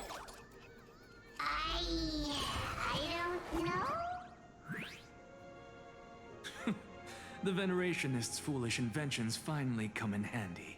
How is this possible? You've arrived, Zacharias. Always so punctual. What? Do you know who I am? I'm running out of patience. So I'm not going to waste words. Listen up, spirit thief. Hand over the core flame, and let's pretend we never clashed. This way, you and this world can still be saved. Save? You sing better than any bard. If you ask me, you're the greatest disaster Amphorius has ever known. No matter how strong you are, you're still just a mortal body. Carrying 12 core flames? Don't make me laugh. You'll just get consumed by the divine flames and drag this world down with you. 134. What? This is the 134th cycle I've lived through. And the number of core flames I carry is... 1,596. Yes. 1,000 core flames and just a single Chrysos heir. How is that even possible? I've come this far. And that's proof enough. That's insane. Hang on, somewhere.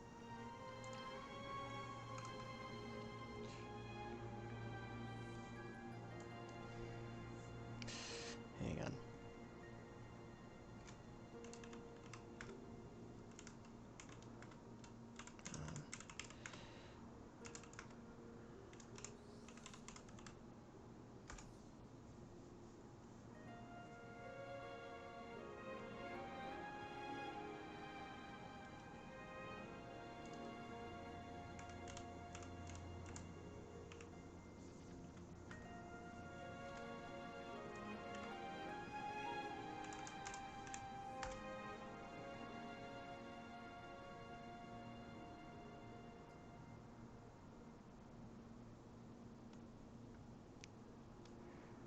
Yes, here we go.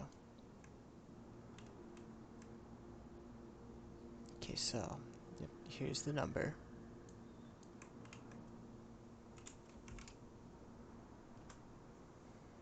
So that would bring it to a total of of 400. That would have been able to. It's like that would bring him to over 402 million. And if he's been taking, took over 402 million, took over 402.6 million, and if he's been taking the core flames every single cycle, which is honestly just an insane number. But someday you will burn to the ground. Of course. The divine flames will eventually consume my eyes and blind me. But before that, they could still forge and sharpen Dawnmaker. Now when I cut open your stomach, you won't feel a thing. You... This is the final warning. Fine. Assume this world holds 100 million possibilities. And no matter how one looks at it, 99,999,999 of them all point to outcomes of certain destruction. Even so, I'll use my divine power, despised by the people of this world, to achieve that 1 in 100 million possibility. Bartolos! Brett, if you've got the guts, you'll have to first step over my dead body. Cat-eared thief, run! Go for the glass! My existence. This little brat is not a threat we can deal with just by ourselves. For the next tomorrow!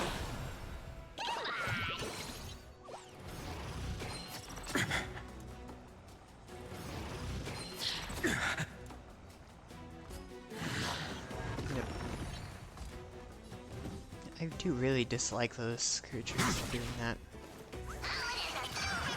There's no other choice but to move forward.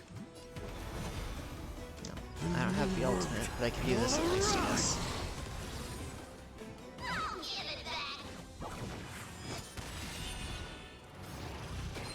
I'm fine. My existence is of little consequence. There's no other choice but to move forward. Let's get started! How absurd. In my memories, Zagreus always meets the same end. Over and over again. Their departure no longer stirs anything in my heart. This reason core flame before us is a fake. Obvious as day. I know. I know. It always plays out like this. The spirit thief covers for her, and the trickery demigod escapes with 2 core flames. And then, driven by defiance or hatred, she decides to stand before me once more, exactly like the countless past hers I've known. Cunning, yet so naive. Since you've witnessed the same scene play out countless times, tell me, will you carve the trickery core flame from my chest now? That depends on your attitude. At least so far, in the cycles where you've asked this question, the endings haven't been so cruel. Well, thank you for that. But I also believe that this time, you won't catch up to me. No one can catch up to me. I'm no longer running to escape anymore. Whether you believe me or not, I'll still tell you this. You've made the wrong decision. All right, then. We'll see. Silence. This is new. One-eyed boy. What are you trying to pull now? Go, Cyphera. Give us some time in private. This isn't for her, but for you. You've walked too far down this path. It's time to discuss a possibility. Maybe the road you're walking is not one of salvation, but one that will simply drag the world into the flames for all time's sake. Turn back. I don't care how many times you've tried, because there's one thing I'm sure of. Your Messiah complex has turned you into something no different from the icy gods you spoke of. The children of humanity you swore to save. They are no more than ants to you now, aren't they?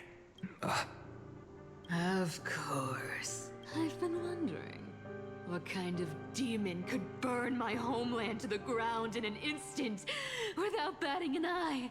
Now I have the answer. It turns out that fiery demon has been fantasizing of becoming this world's deliverer. I don't want to argue anymore. No matter what I say, the outcome won't change. Make your biggest effort to resist. Or accept fate and hand over the core flame to me, even if it's futile, you. We all have the right to choose. Yes. Even if it is futile, and the world is just a divine joke. When I walk into the destruction ridden by the gods, with my own 2 legs, you will witness. Even the smallest footnote still leaves a mark in this story. And so, at the end of the 134th cycle, the Traveler and the Scholar fulfilled their fates once again. Or perhaps it wasn't just they who fulfilled their fates. I can't quite remember all this. In the endless darkness, for no reason, a voice always lingered by my ear. Losses are a constant on the flame-chase journey, among which even life itself holds little value. Reduced to ashes. Such a familiar end. It happens in every journey. Always the same. 103rd attempt to breach the Scepter's core layer has failed. Precision wait for avoid sacrifices of past companions approaching. Point 00018. Over synchronity risk detected. Cycles of the 12th crisis series terminated in sequence. Subject is not of regress extrapolation process. Oh, and then jumping up to 5,297. Thank fork. Or fudge, if you will. 5,266th attempt to breach the Scepter's core layer has failed. All the life cycles of the 12 crisis series terminated in sequence with a trend of acceleration noted. Subject has not regressed the extrapolation process. Subject strategy now nearly identical to eternal recurrence. Number 42. Mind function degradation detected with possible irreversible change.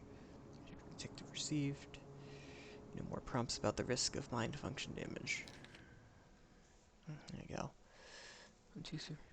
So 12398 is 12,367th attempt to breach it has failed. 23,779 is 23,748th attempt. Interesting. Right now, yeah, these are both like 31 live. 46,645, 46,614th attempt has failed. All extrapolation process regressed. 71,243, 71,202nd,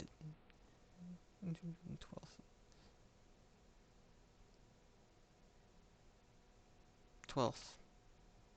And that just failed. Extrapolation process regressed. 80,023, 79,992nd attempt. Extrapolation process regressed. And 95,575 is 95,544th attempt. Hymns failed. Oh, the extrapolation process has regressed. 108,641 is 108,610th attempt. Attempt has failed. Extrapolation process regressed. You're definitely jumping along, but it's still going really slow. Yep.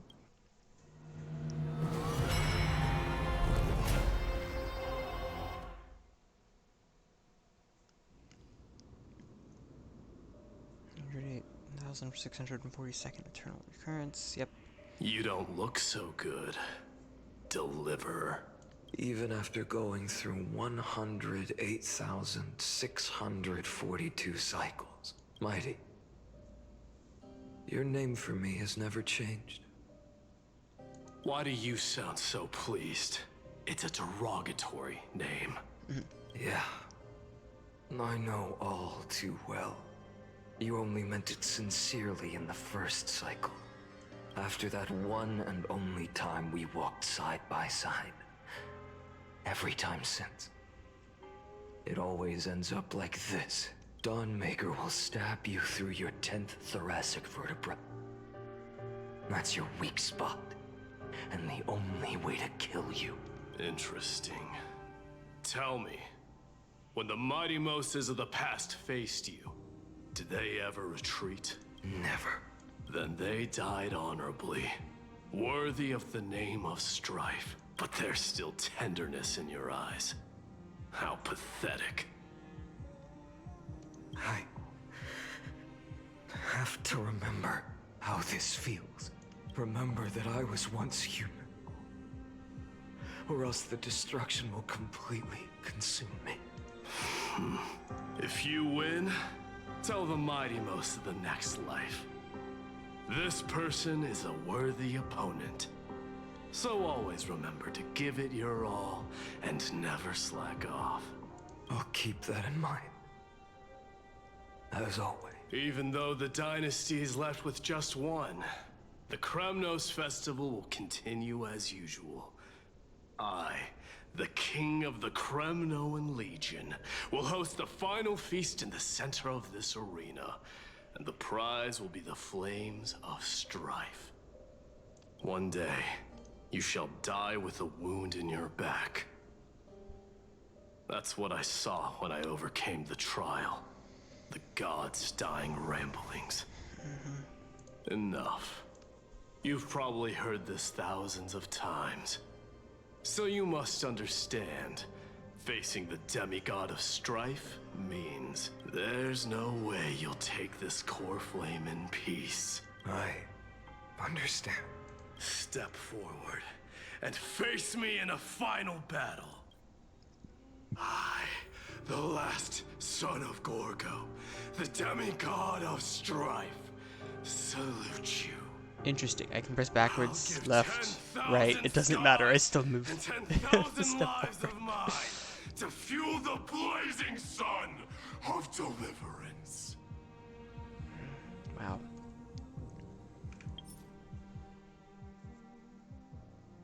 Okay, let's pause and save. It's still early. Where to now? I'm so parched. And let's just pause it. All that I have here. The sweet waves are There we go. It's 30 more Stellar Jade. Yippee. Okay, now I can look at these achievements. Rail into the stars. I got Light slips the gate, Shadow greets the throne. Hero honor that crimson call. Complete the journey to Aranova.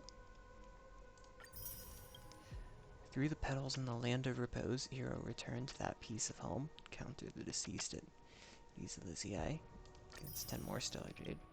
And the fall at dawn's rise, Hero shatter that woeful effigy. Tear off the Flame Reaver's mask. There we go. It's another 10. And then here's Westwind Epitaph. Witness the fate of an Akama resident and record their story. And for another 5.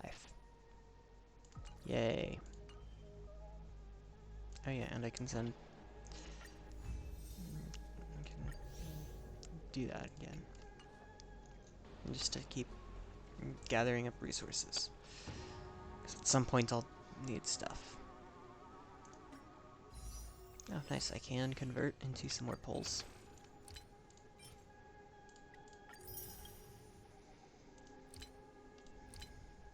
Let's see. I have that.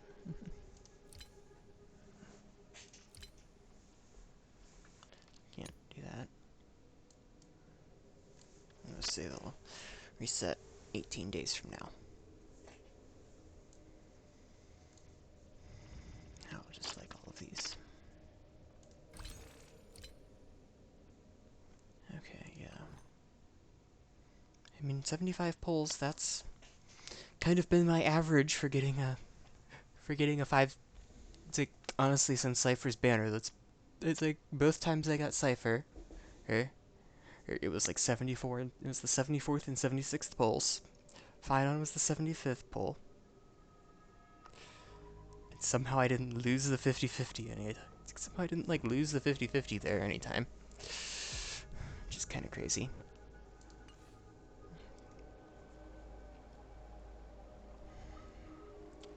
Okay. Let's see if there's anyone I want to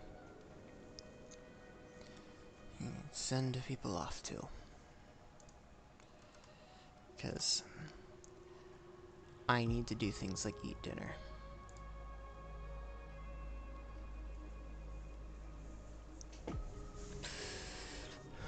Let's see.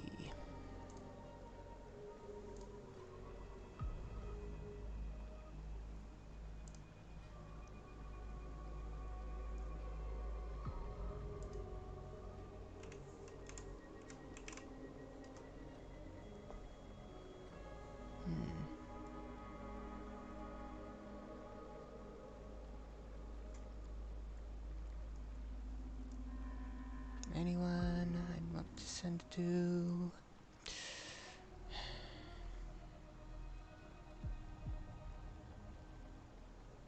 Okay, you know what? I don't care anymore.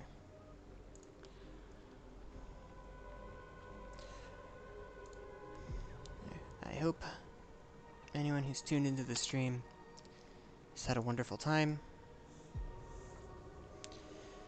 And I shall bid everyone adieu.